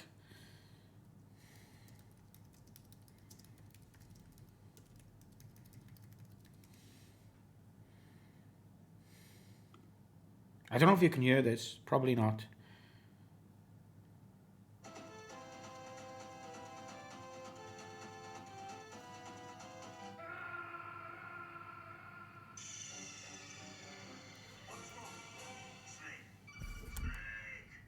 That's why I keep saying snake. If you could even hear that. Probably not. 'Tis fine. Anyway. What are we doing? What are we doing? So, we want to just keep going round in circles if there's no food. If there is food, we want to... I thought you were referring to the Jaunty Badger song. There's probably, like, snake. It's been in Metal Gear Solid 1, the first one ever. So that's where I keep saying snake from. I guess they probably got it from there too, to be honest, because it's iconic. Okay, if there's no food, we want to go around in circles on the outside.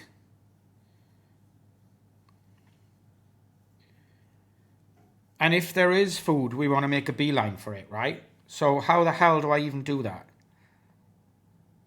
Because, like, in this instance, we've got the first part done.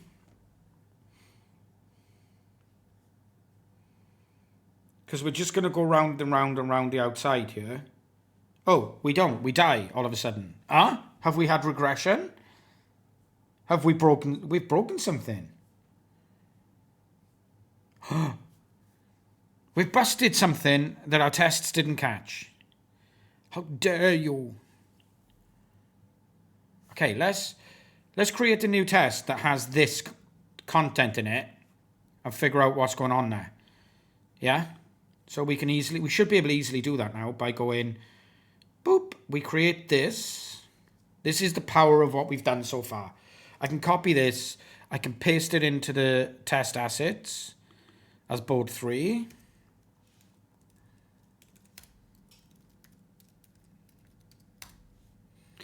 And then I can go to the move test and I can create a new test that says when we're in...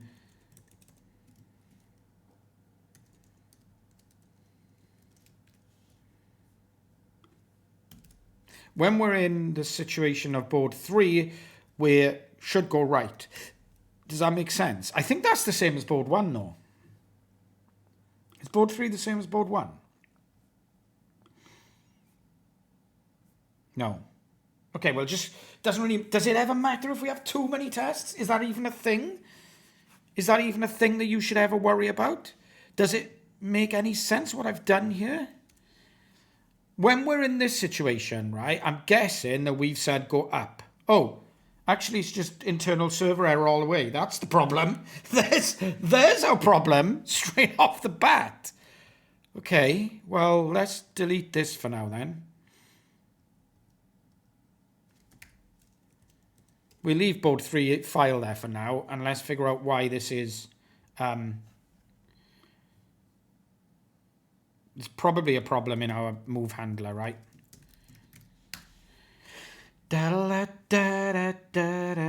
Okay, so read the error first, right? I can't read it because it's in... Can we, in Slim, return JSON errors instead of...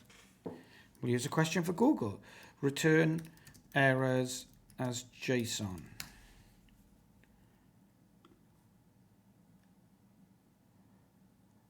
Let's see what Google has to say. I'm going to take my hat off as well.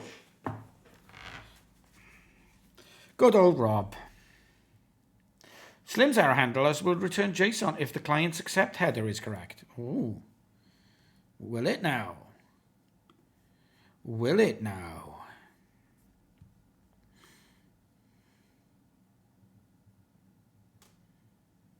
It doesn't have an accept header.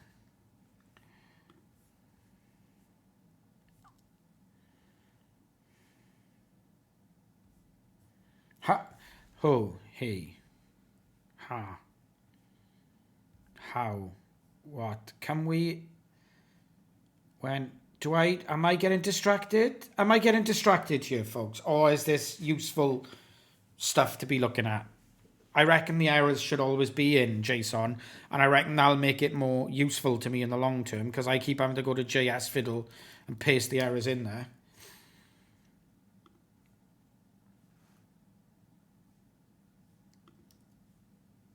So I can read them. Unexpected identifier game, expecting variable in moved. Oh, I'll tell you what this is. I'll tell you exactly what the problem here is. That our PHP web server is still... Oh, yeah, and I could look at it here. That's fine. Our PHP web server is still running under PHP 8 because we haven't restarted it since we installed PHP 8.1. That is going to be a problem. Wouldn't you suggest? Because I would suggest that it is going to be a problem. Try again and check that it just goes round and round in circles again. Yeah, now we're getting okays. Yeah, okay. So the first step is fine, but what we need to do is when we have food, we need to figure out a way to get there, right? This is going to be difficult.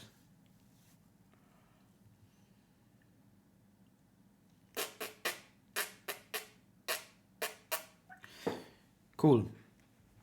So let's go to the first step of this one. Can I go all the way to the beginning without having to click this a million times?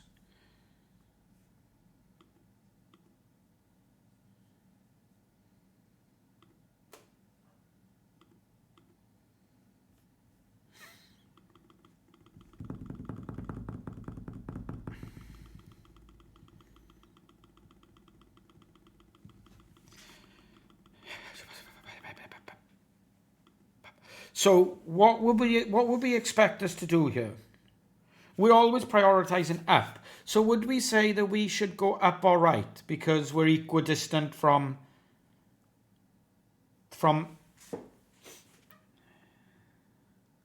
yeah, if our proposed move has an axis the same as the food, try to turn towards it. But in this instance, right, the food, we could be going this way. Say we're here and we're going left. The food could appear where it is now. We'd keep going left. So we always want to go towards food if it's there. So what I'm thinking is, so this is the rules as I'm thinking of them, right?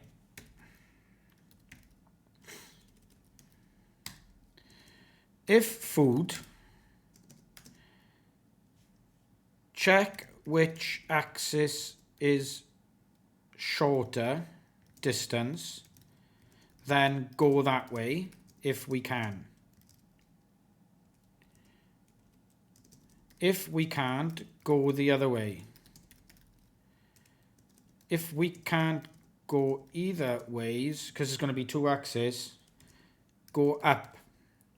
Go random other way. Right? Does that even make any sense? So say we're here at the moment, right? So we're 1, 2, 3, blah, blah, blah, blah, like 18 to the right and 18 up. So they're exactly the same distance. So we'll just go a random way, right or up. So if we go right in this instance, the next move we'd return right because we're closer on the x-axis. So we'd go whoop, and then we'd go, okay, we're on the right axis here. It's 0, so then we'd go up. But we do have to check that we can move into that space, right? But I feel like we can handle that later. I'm going to implement this first. Does that make sense to anyone? Or does anyone have a better... I mean, we could add some randomness just for the giggles, where we go... If we know that we need to go right and up, just randomly go either right or up. So our snake is unpredictable and goes... That might be fun. Or we could just go... Or we'll go... Because like at some point, other food exists as well. Like one turn.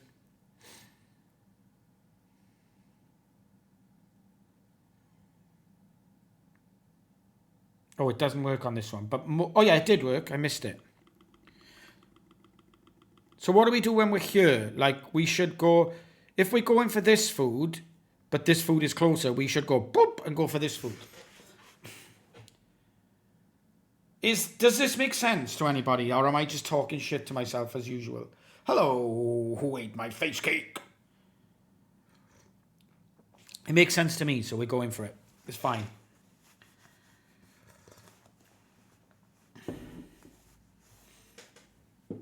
In my first snake, when food on board, go up or down. If both Y are equal, go left or right. Just go up or down first. Yeah, I understand. Makes sense.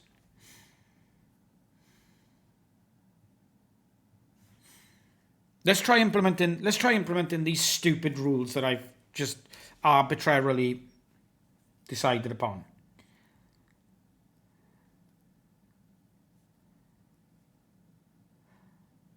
Okay, so what this is fine if there's no food on the board, right? Do we just keep this shit if there's no food on the board? Do we just like literally say if move board food is empty, then this is all good, sir? Like, is this a stupid thing that I'm doing here, or is this a sensible thing that I'm doing here? So that when there's no food on the board, we've got this. This is the logic we use. So fine, right? There's no food on the board. We'll just keep going round in a circle on the outside of the map, because there's no food on the board. So we'll just keep. Essentially, we'll go up until we hit the wall, and then we'll just go round and round in circles on the outside of the map, because there's no food. So who gives a shit? And if we hit another snake, we'll go right or whatever. Yeah, I think we're going to probably do that ourselves. Like, but I'm just going to go iteratively on this, where I just assume there's only one food on the board first, and then iterate on it like you mentioned right there. So this is what we want to do, right? No food on the board. We just go round and round the outer edge of the board. Food on the board. Take the first one off the array for this point, but yes, write the find closest food function afterwards. Take the closest food on the array. Figure out what direction it is from us. And then move randomly in that direction. So in this instance, either up or right. Because that'll be fun. And I want to have some fun. So this should pass the tests now, right? Yup. Because these are all with food. Or maybe we won't use randomness, because it'll make our testing really hard, won't it? So let's just say we'll go the shortest distance. Can I request that we name our data sets in test? You can request anything you want. Anything you want. In what way, please? I really don't want to get distracted. Oh, like here, you mean? Instead of board 1, board 2, you mean like food, no food, blardy, yakety schmackety.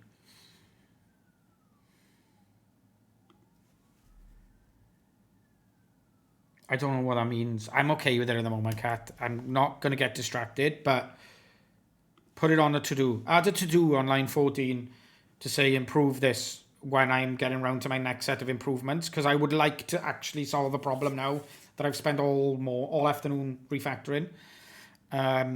So yeah. Okay, this is the rules as I see it. Look at the food. We start here. Go back to turn 1.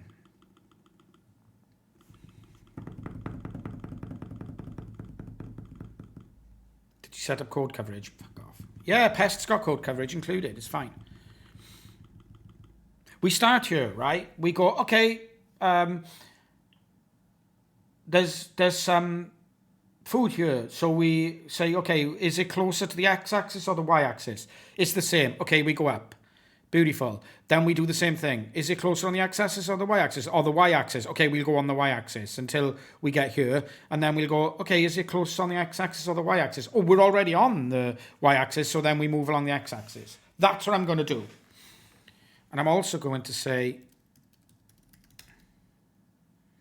I haven't installed Xdebugs coverage mode, so tough. That's what we're going to do, and I'm going to figure it out. So if there's no food on the board, we're fine. Otherwise,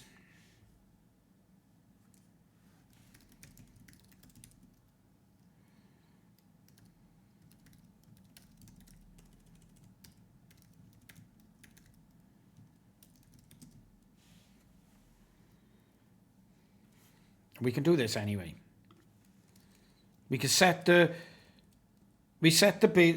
move to be what it was. Oh, we don't care about it being last time. In fact, we don't even need a proposed instruction for. We don't even need a proposed instruction for food, because we're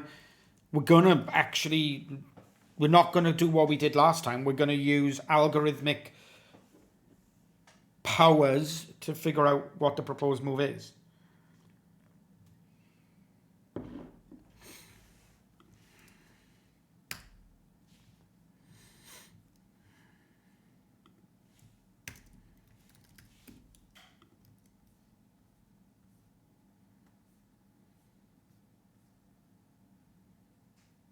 Perfect. Okay, so let's do this, because I'm really struggling to get my head around how to do this.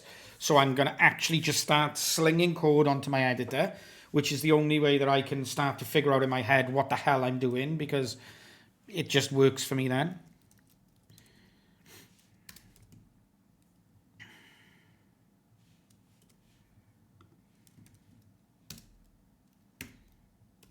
Okay, so this is the food we're trying to get to. We can improve this later on by saying, find the closest food. But in this instance, we're just going to take the first food off the stack, which we know exists. Okay, x equals snake x minus food x.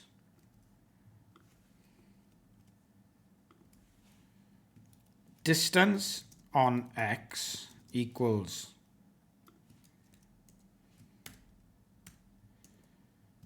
move u head x minus food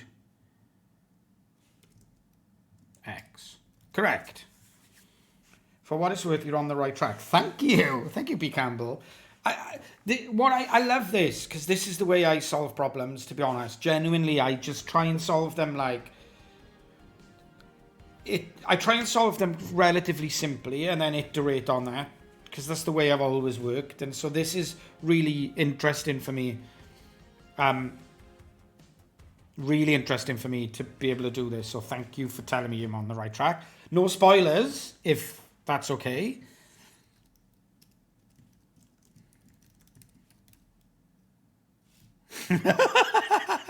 Felix, I love you.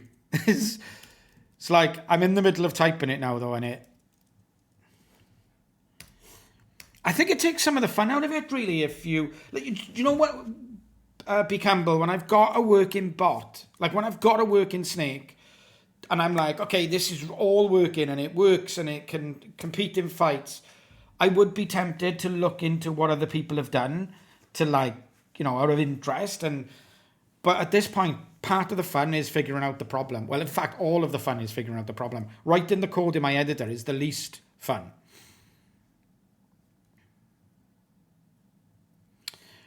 So then if the distance on x is less than the distance on y,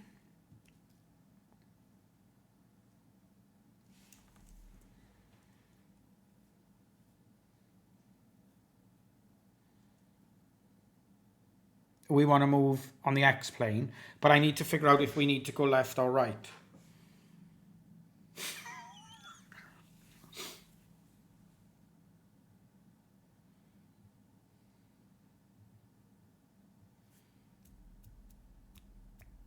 If the distance on x is less than the distance on y, we want to move on the x plane, so we want to go right or left. So in this instance, we'd want to go right, but we can't be relied upon to do that.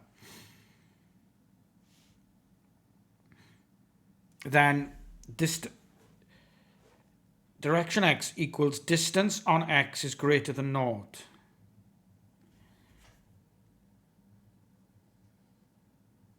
Oh, well, then in this case,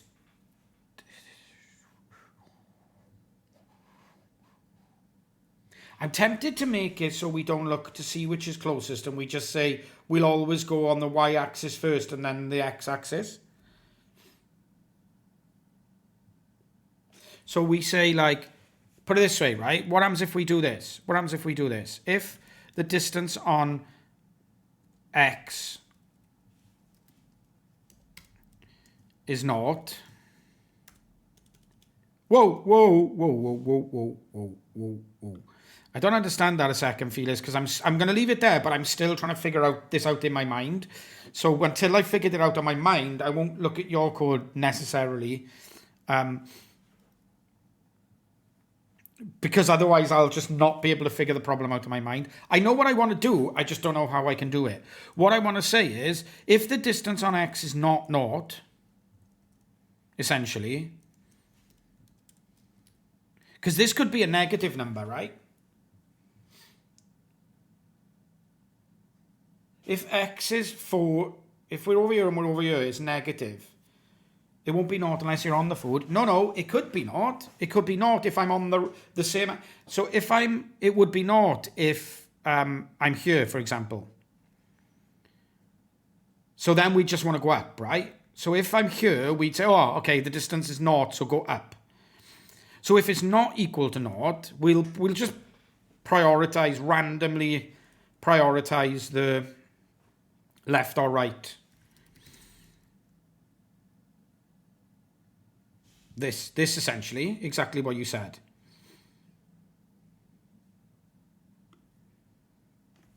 So we'll just go left or right first, just by a random arbitrary rule.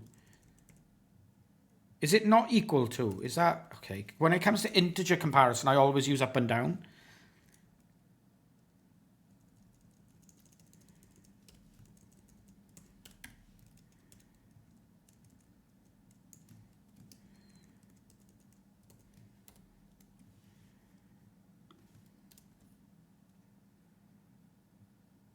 Oh, that should be a question mark, that's right. Close, but no cigar. I like to put this in, that's my own foibles there. Does that make any sense at all to anyone apart from me? So if we're not on the right x-axis, then go left or right. Otherwise, go up or down. I think that makes sense in my mind. Whether it actually makes sense in anyone else's mind,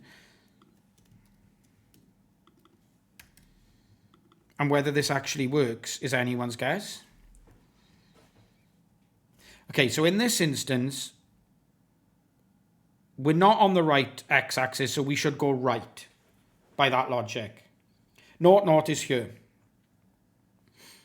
Bottom left is naught.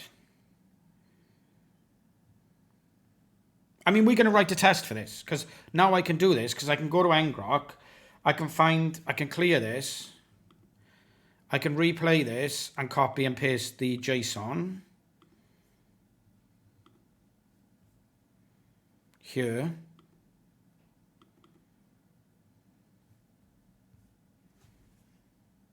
Something broke. Something's broke in my ngrok. So we should be at, did it actually break here? Yes. Oh, I went into the wall on the left for some reason. Because I haven't actually implemented yeah, it's fine. Yeah, what we should do is check that you can move to that spot. But in this instance, I'm going to worry about that later. So we'll say new. I'm going to write a test for this to check that it goes right. It's obviously not working because the snake went left, but let's figure that out in the test as well. This is such a hard problem to be doing on stream, by the way. I love it.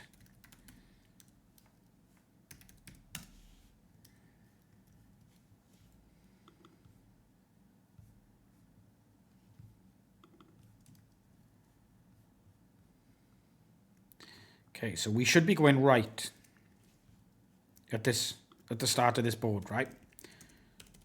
That's what we should be doing. Yeah? Because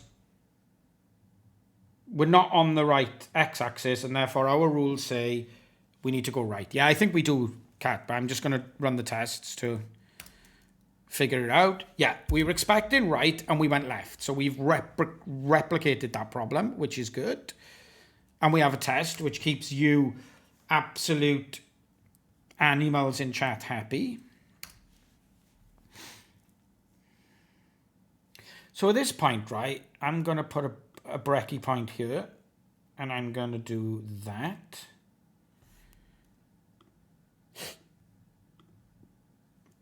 I'm not going to do that. I'm going to start listening, and then I'm going to do that. And now we should be able to see exactly what's going on.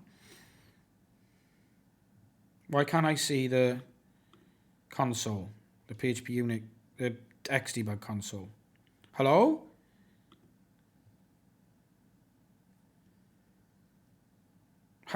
What?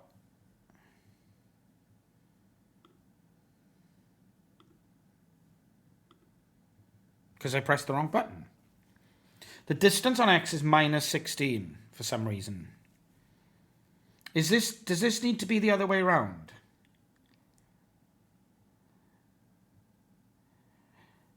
I guess it... Oof. Yeah, but I don't know if that helps, Kat, because essentially, right?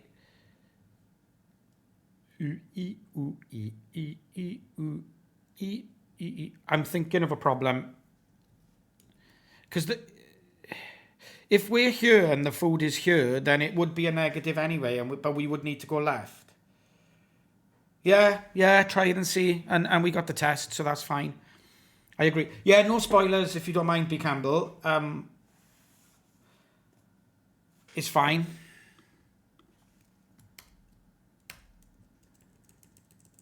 Let's see if this works then. There we go. Now it works. Awesome. So now what I would expect us to do, I would expect us to get this first piece of food now. Let's take a look at the logic. Yeah, I think that we would get this first piece of food. Because what we'll do is we'll say, okay, the distance on X is naught. We'll go right, and then the distance on Y, we'll go up, and we'll get the piece of food. And then there'll be no food on the map, so we'll just start going around in a circle, and then we should go to the next piece of food. Like, this might be the beef right there. What we don't have is any protection to check we're not going to turn into ourselves. We could crash into ourselves at this point, because we're not checking that where we're going is safe. Like, we should be checking that where we're going is safe. I'm assuming they wouldn't put a piece of food in the wall, so it should be fine. No, if there's no food, we set the early return. So this is the way I did it, which is a bit cheeky, I agree. But we're like, if there's no food on the board, then use the code we've been already using to go round and round. And if there is food, figure out how to move to the food. So I just kept that logic there. So it should work. This should work, I think.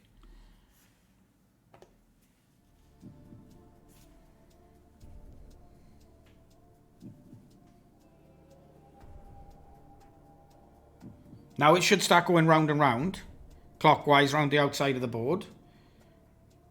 And then when that extra piece of food comes, it should just go there.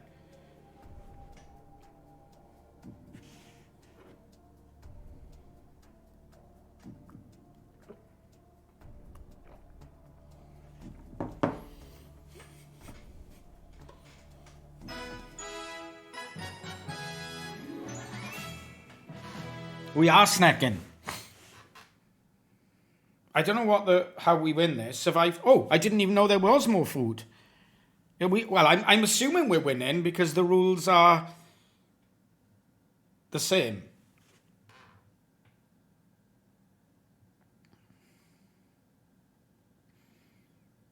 We're not checking if we can't. Yeah, I saw it up here. We're not checking if we should be going into that. Like, we could easily turn into ourselves. I'm imagining there's going to be a challenge that checks that. So, for example, if some food appeared there, or we were here, and some food appeared, like, we could turn into ourselves, right? Because we're not checking if it's safe to move into that spot. Which we definitely should do, but I got a feeling our challenges will help us with that, or not. Find food. I win.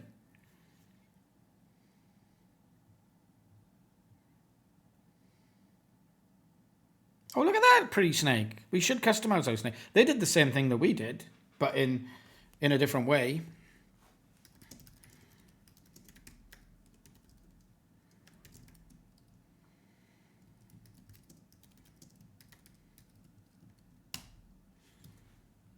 Training part completed. Congrats. Thanks. Solo survival. Oh, so I'd be really... So this is exactly where I think that our snake is going to fail, right? Because it doesn't check if it can't turn into itself. It's a perfect example. We can... Oh, yeah, Ev. That I can see. Yesterday I was thinking the number of turns you had to survive meant the number of literal changes in directions. I fully expect this to fail, by the way. Because, yeah, we hit the wall. Oh, we turned back on ourselves. That's one thing that we have never checked. Is, like, can we turn back on ourselves or not? So this is a perfect test to put in. What would we expect to do here? We'd go... Okay, so we want to find the closest food, I guess. That might even fix the problem. So here... We're going for the oldest food, but what we should be doing is going for this closest piece of food, right?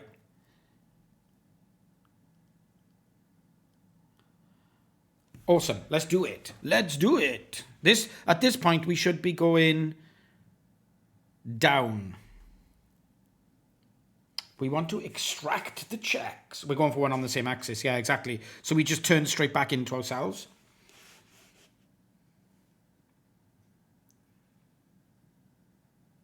The safety checks. The safety checks. Yeah, we already extracted the safety checks, by the way. We already done it. Like, can move to proposed space? Question mark. We need to be calling that for a start. Like, we're not calling can move to a proposed space from figure out move to food. We should be calling that in here, essentially.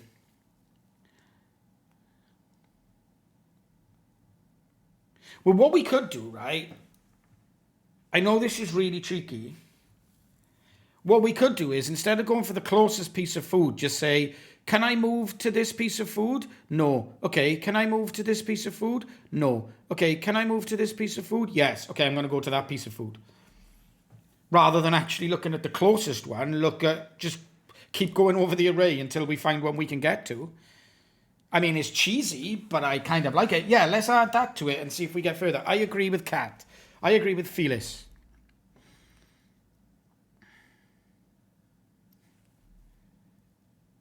So now we can just do this, right?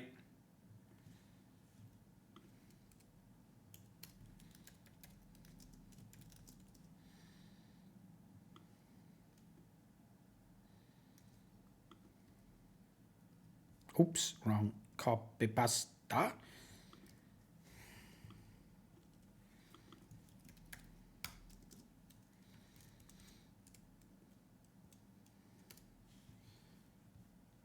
Then we can, yeah, we can iterate on it. This is the fun of the fair. Like, making things better after making them in a shit way is the fun of the fair. So then we say, if this can move to proposed space, is it proposed move and then move? Yeah. Then do it.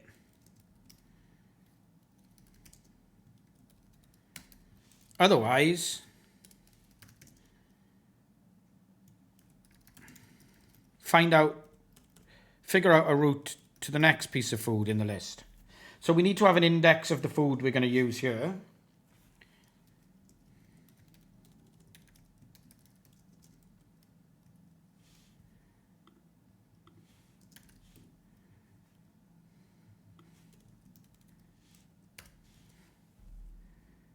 Does this make any sense to anyone apart from my own really weird head?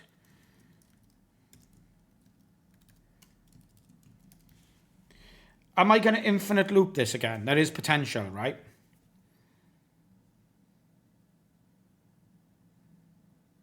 The trouble is, because recursion! Yeah, but we've got recursion everywhere. You don't need to upper caps lock, caps case recursion me. It's all good. This is essentially exactly how when we have no food works.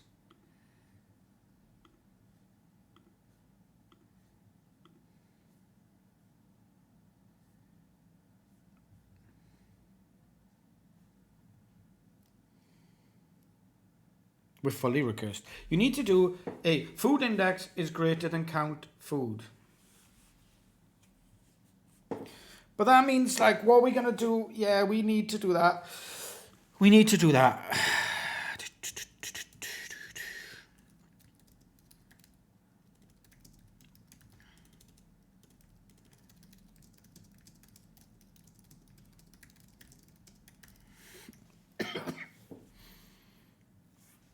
It's fine. To do is fine. So in this instance, where we died here, where would we expect to go? We'd expect to go down. I'll just see what happens. See what happens. I should write the test, but I'm really at the point of, I've been streaming so long that my mind is melting, so I'd rather just see what happens. I hit the wall this time. Oh. Oh. That's weird. Why would I hit the wall? That should definitely be an app. That should definitely... Oh, internal server error, that's why.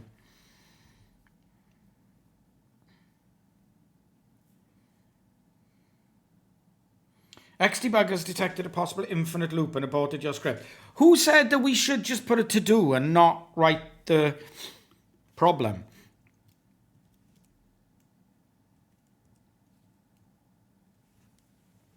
You're an idiot to everything. Okay, let's throw an exception. I think if... Just don't go near the wall. I like your style. If food index is equal to count food, we can't carry on here at this point. On line 116. Why? Why? Okay. I mean, it makes no odds to me. I was just not going to call the next... I was just going to not call it ever again and just say return a random direction. I could do either. I agree with you.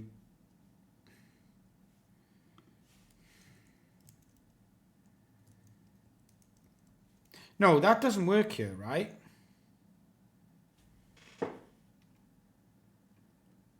If food index is greater than count food, yeah, okay.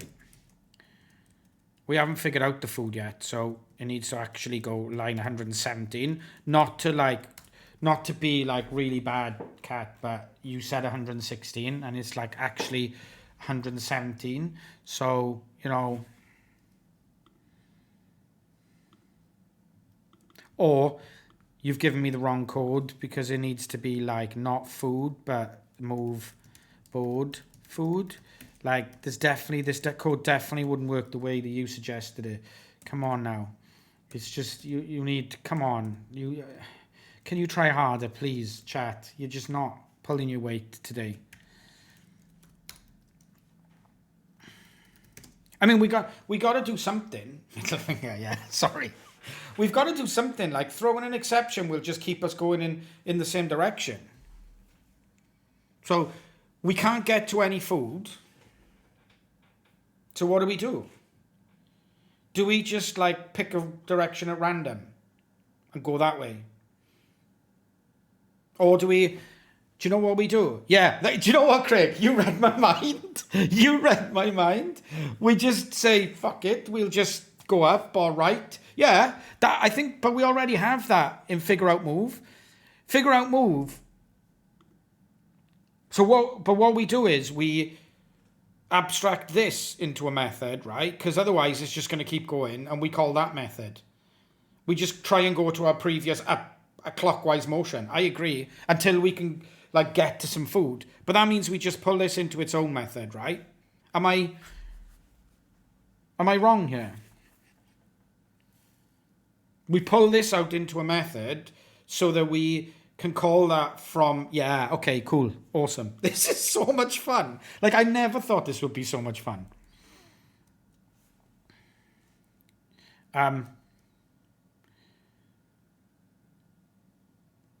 Holding pattern. Yeah? Holding pattern?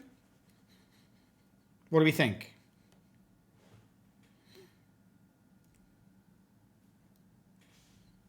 So we just go into the, if there's no food, we just go into the holding pattern. Otherwise, we figure out the move to food. Now, we don't need this here now, I don't think. Do we?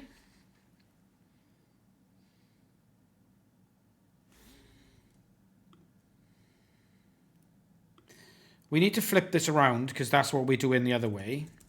Oh, I should have used the... I didn't see what... Somebody did something, but I didn't see.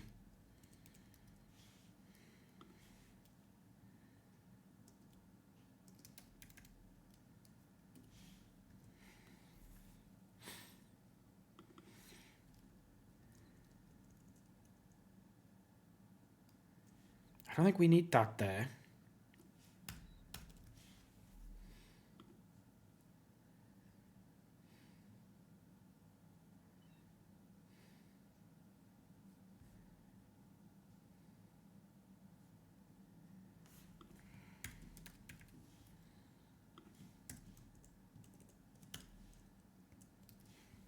Thank you for this. Yeah.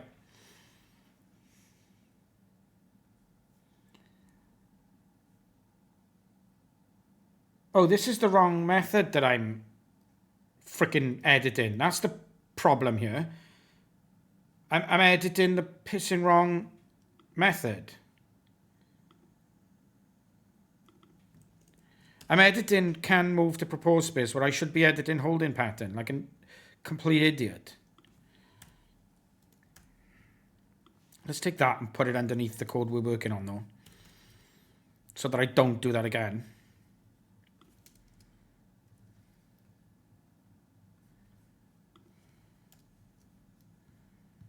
But I still think this should be the other way.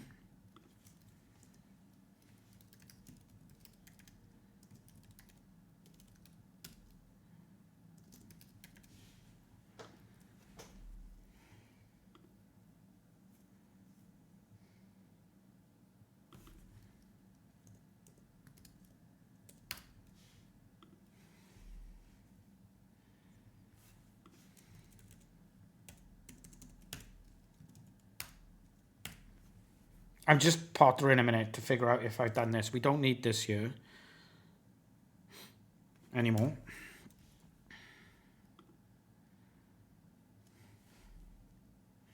Okay, so we say if there's no food, just go into the holding pattern. Actually, this has made it tons more readable as well, right? That's cool. So if there's no food, go into the holding pattern. And then the holding pattern works exactly as it did before, except it should actually call holding pattern so that this still can go into an infinite loop, which we haven't. I don't know how we figure that out. Like, it's essentially we just have to die. No!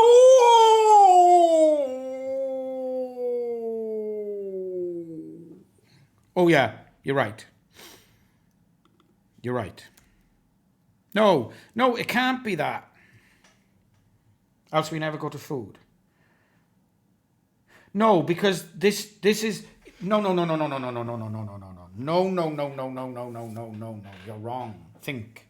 This is not in the instance of multiple turns. This is in the instance of one turn. So We've already decided we're in a holding pattern because there's no food on the board. So now we're saying, okay, we're in a holding pattern. Can we go the same way that we were going last time or up? Yeah, no. Okay, well, can we go right? Yes. Okay, we'll go right. You know, this recursion is just trying to figure out which direction we're going in. It's difficult to think about. So this is correct in my mind. So now we should be able to say down here, if we've exhausted all if we can't get to any of the food, then just do a holding pattern move. Yeah? Like, we'll just try and see where we can go.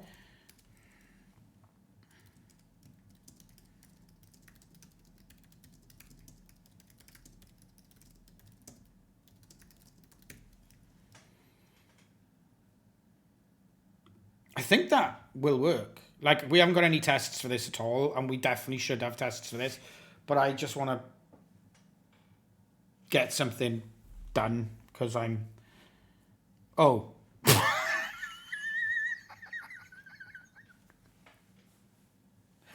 That was good, wasn't it? Yeah, we got internal server errors. So my tests probably would have caught that, right? Run your tests. Yeah. Okay. I should have just run my tests. You're right. Argument 1 move must be of type app move. String given in move handler line 140. 140. Yes. Okay, so where are we here? Figure out move to food. Oh, we flipped these, didn't we? We flipped them for consistency. That we always pass. Yeah, I refactored it because we were passing the move first in some places, and we were passing the index or the proposed move in other places. So I just flipped them. Because, you know, I just prefer it to be consistent rather than having move passed as the second parameter in some and as the first in others and all that nonsense. Now then, that I didn't expect.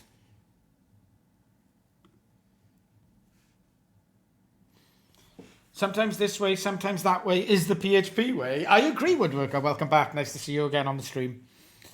Yes, internal server error. Again. What I'm gonna do here is I'm gonna do this the sensible way, and I'm gonna say, let's go back to move. What move are we on? 1. There's a move number, right? Turn 0, 1, 2. I'm gonna go to turn 2 and see what we would have expected happening. I'm gonna write a test.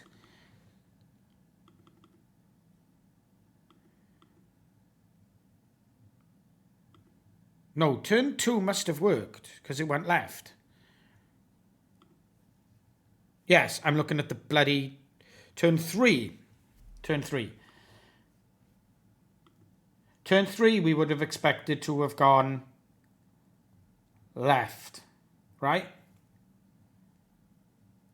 Oh, do you know what it is? Our holding pattern doesn't have any way to handle us going anti-clockwise. So we can't go down, right? So we can't get to the food. So it's like, oh, okay, when we need to go into holding pattern. But our holding pattern always relies on us going anti-clockwise.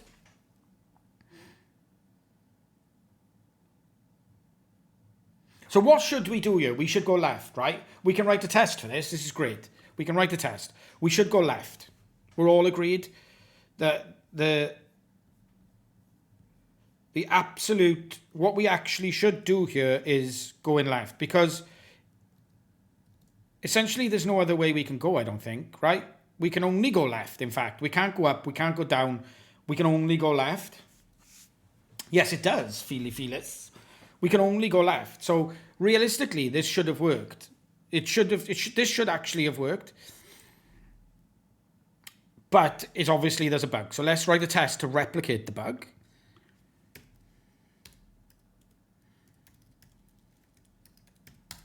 because this is the way we roll on this channel. We always write tests, always, never, ever. We never skip the tests on this channel, ever. It's just not something we do. And then we go, boop. Board 4, and we expect it to go left, right? Red, cheese, refactor. Yes, exactly. Now we can run our tests, and hopefully we'll get the same error, right? Xdebug has detected a possible infinite loop in the body of script with a stack depth of 256 frames. Is that the error that we were getting? I'm just going to quickly check if that was the error we were getting in ngrok. The application couldn't run because of the following error. Xdebug, yeah, okay, so there's an infinite loop. Beautiful. So we're not trying left for some reason. Now, we should be able to debug this, right? This could be a really interesting debug. So let's just debug it from the first time that we figure out move, right? And see what happens. This is going to be a long debug, but it should be fun. Hang on. This is the wrong data set.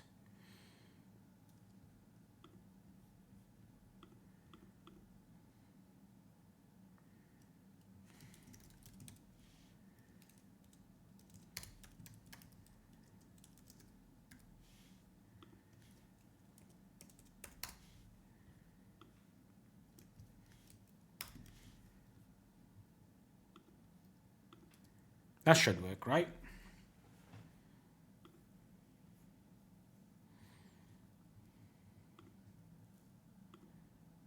Yeah, that's the right one, isn't it? 9000? Perfect. Okay. So we have food on the board, which is good. So we go, okay, let's go into figure out move. And then we say our food index is 0. Our count of move board food is 1. So we should skip that at this point. Then we set our food to be in our food, which is a point X and Y. Beautiful. Then we do some maths. And then we say, okay, which way are we going to be going? We're going to be going down. We're going to be going down. And we definitely can't go down because our snake's there. So this should return false. So we figure out move to food again. That should also return false, right? So now what are we saying? Food index is 0. Oh, that's the problem, I think. The food index didn't get into iterate. It didn't get.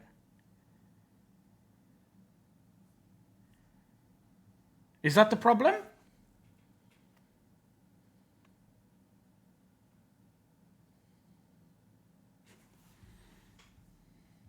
Is that the problem?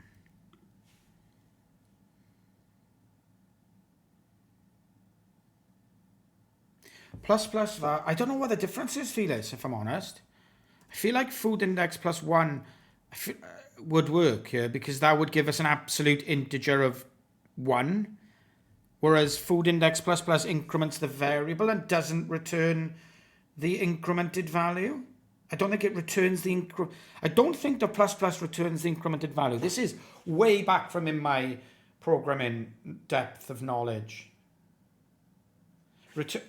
Return and increment versus increment and return. Yeah, I think that is something to do with that.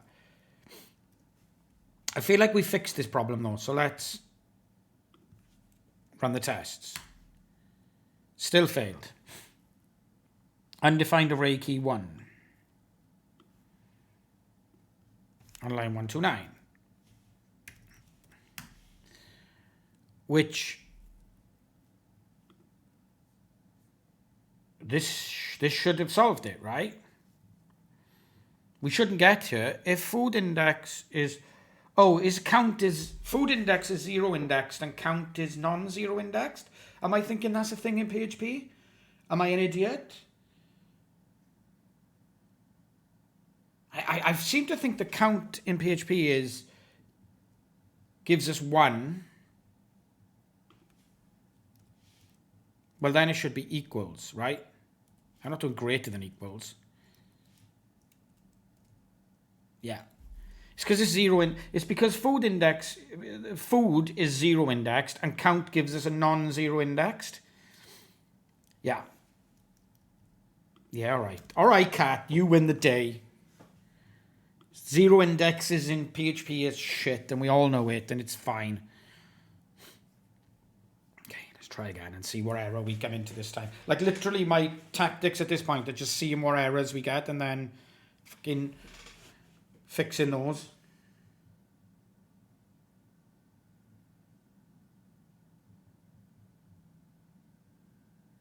I mean, it's looking good. I don't know why he's doing this. Just, oh, we're screwed. Why did you go that way? Why? Why did it go?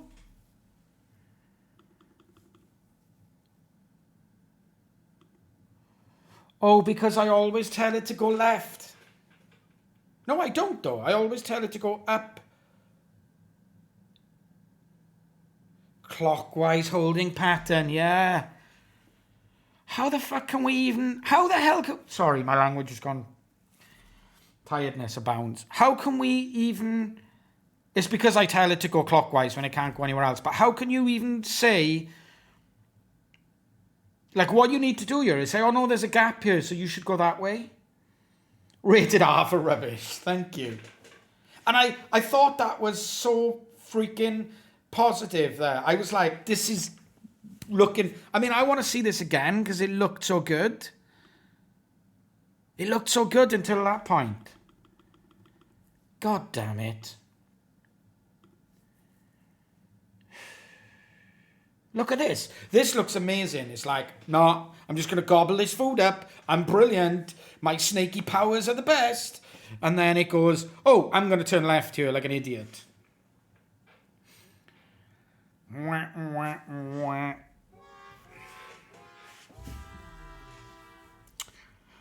So I guess at this point we need to go. Am I?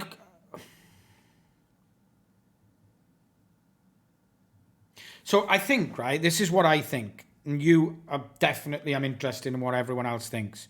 But what I think is that this is such a fucking hard problem space, number one. And number two is when we're in the holding pattern,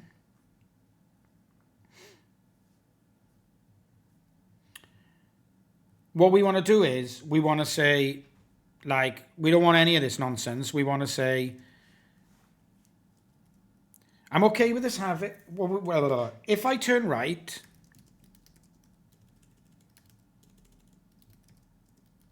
there's 3 spaces I can move into. If I turn left, there's 24. Whatever. So turn right.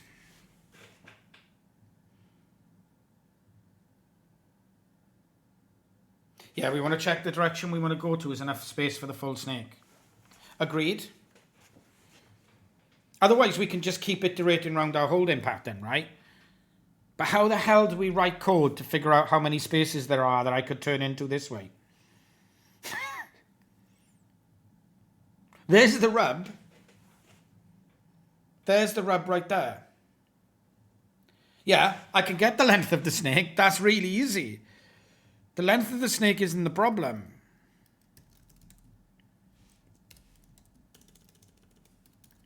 I got that right there. It's figuring out that this is 3. Check that many spaces in the direction. Yeah, but no, because I can turn, right? So what we want here is 3. The answer here is there's 3 spaces available this way, so we don't want to turn in there. Because we could go right and there's not the length of space.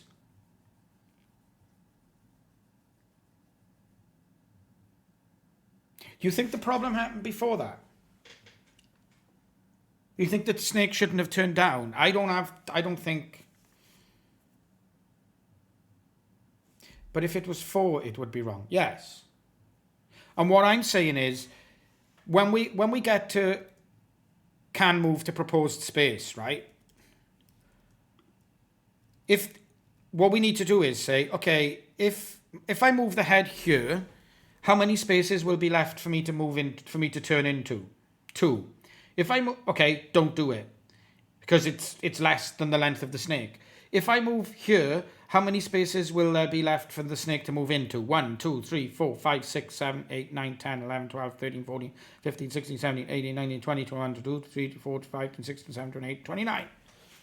So move that way because there's enough space.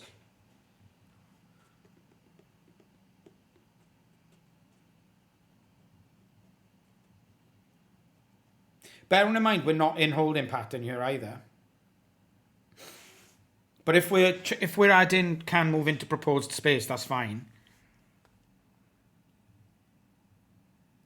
It's just figure. So essentially, what I want to know is what is the algorithm to return 3 or 2 for this and 38 for this.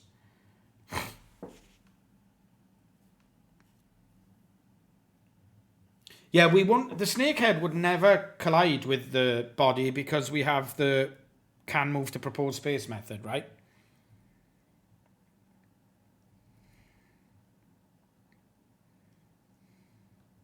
I just need to figure out how we figure out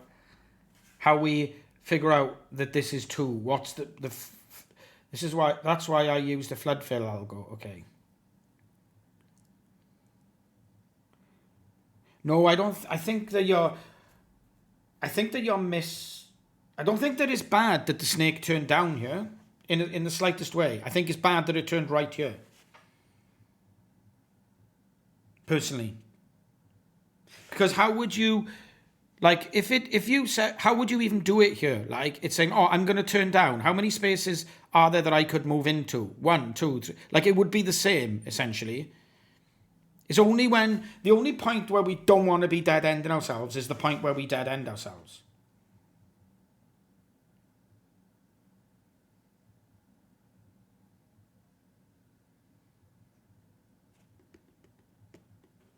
So what I'm thinking is, right, we need to plot this in PHP now, essentially. It's got to that point, right? I knew it would come to the point where instead of us just using all the fancy cheese, what we have to do is actually map out the game board in PHP.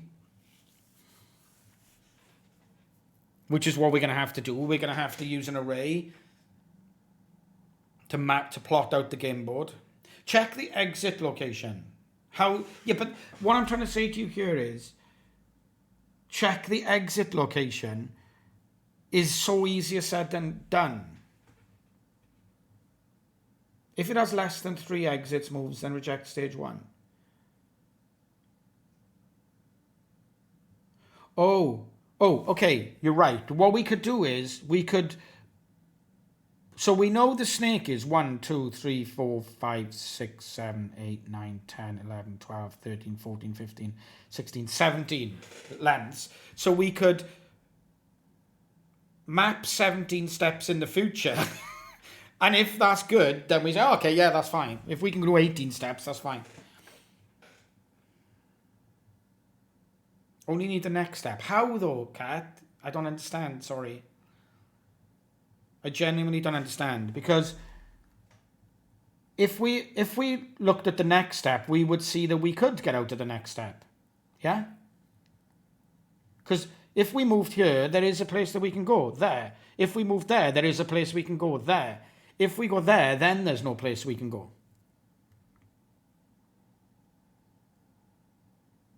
So we'd have to be able to plot the next snake length. If the next step has less than 3 directions,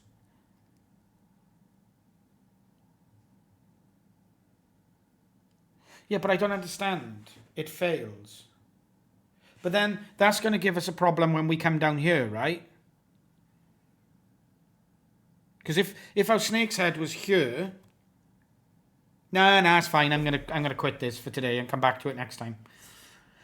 It's all good. It's all good. I think that we need to have a method that can say, am I dead-ended from the length of the snake on this board? Like, I think we need...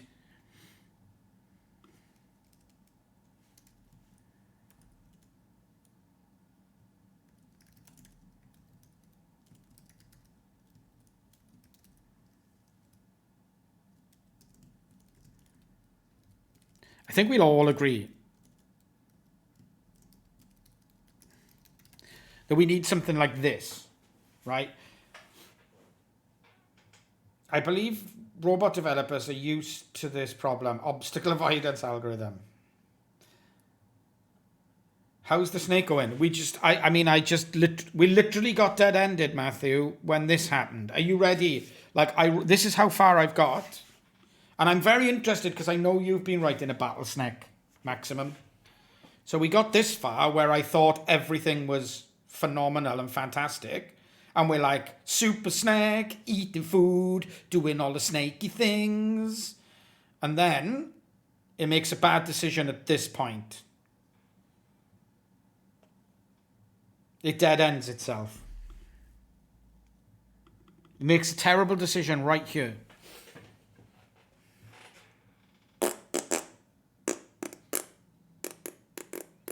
So we need a method that says, is this direction dead-ended? This don't make bad decision. Yeah. Yeah. Thank you. It's nice to see you back, mine. Welcome back to the chat. We need to say, like, if this is dead-ended, then...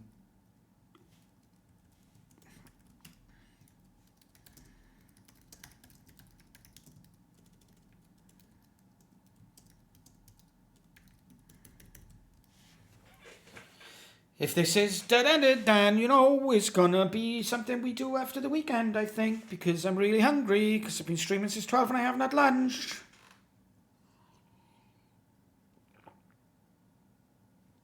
I feel like we achieved a lot today. We did good work. We particularly did good work in mapping the move into objects. I love that. I love this. This stuff was really good.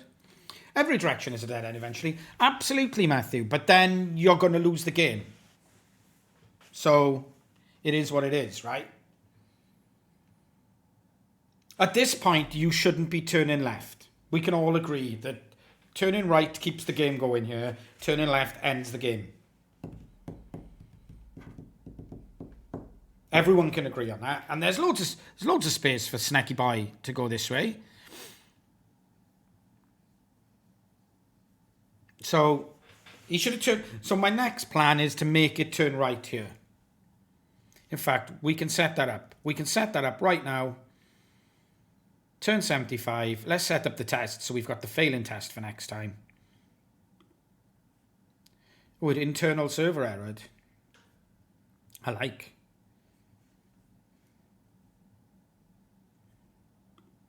Probably because it internal server errored because there was nowhere to go because it died.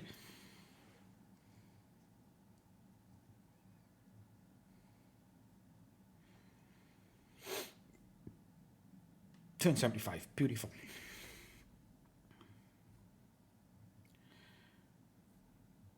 And we turned left, and we should have turned right.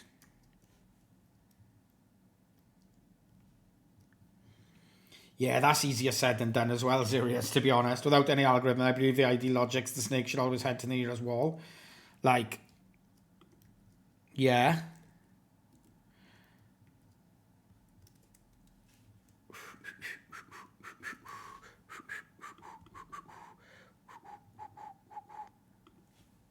Board 5.json. Bang. And then the test for it is that we should make good decisions and go right, but we're actually going left. I bet you don't have tests like this, Matt, right? I bet you haven't got this far where you've got actual tests that you can run to figure out what's going on. Oh, it's always going to fail now because I've got code that doesn't actually work.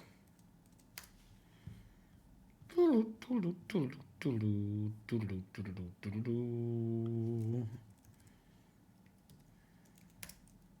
we go. It's going right, and we want it to go... It's... What? Hello? We wanted it to go right. What did I put in the test? Right. That's good. It's going left, and we want it to go right. Perfect. Lol, no tests, but I do give HTTP 500 when it's about to die, so there's that. Yeah, I do that too, look. It's like, what does it actually say? It's an infinite loop, because I can't figure out where the hell I'm supposed to go. So it's like, I'll just throw an infinite loop. Who cares? It's fine. Infinite loop for the win. Awesome. XD Bug Seaman Bacon. Yeah, true. Thank you, Derek. Right, I'm going to call it a day there. How long have I actually been streaming for? 3 hours. That's a long time. Especially when we did like 6 hours yesterday as well. That's crazy. Hope everyone has a tippity-tip-top, tip-top, tippity-top, tip-tip-top weekend. And don't forget to hit follow if you haven't hit follow already. And I will see you all next week. We'll definitely be streaming some more next week for doing this. I'm really enjoying it, even though it's so much harder than I expected. It is so much more difficult than I expected. I have to say that. I don't know how everyone else feels, but who's been doing this? This is so much more difficult than I thought. I did have fun. I'm really enjoying it. I'm just saying that it's like really difficult. So there we go. Right. Nobody there I know to raid. So see you all next week. Bye-bye.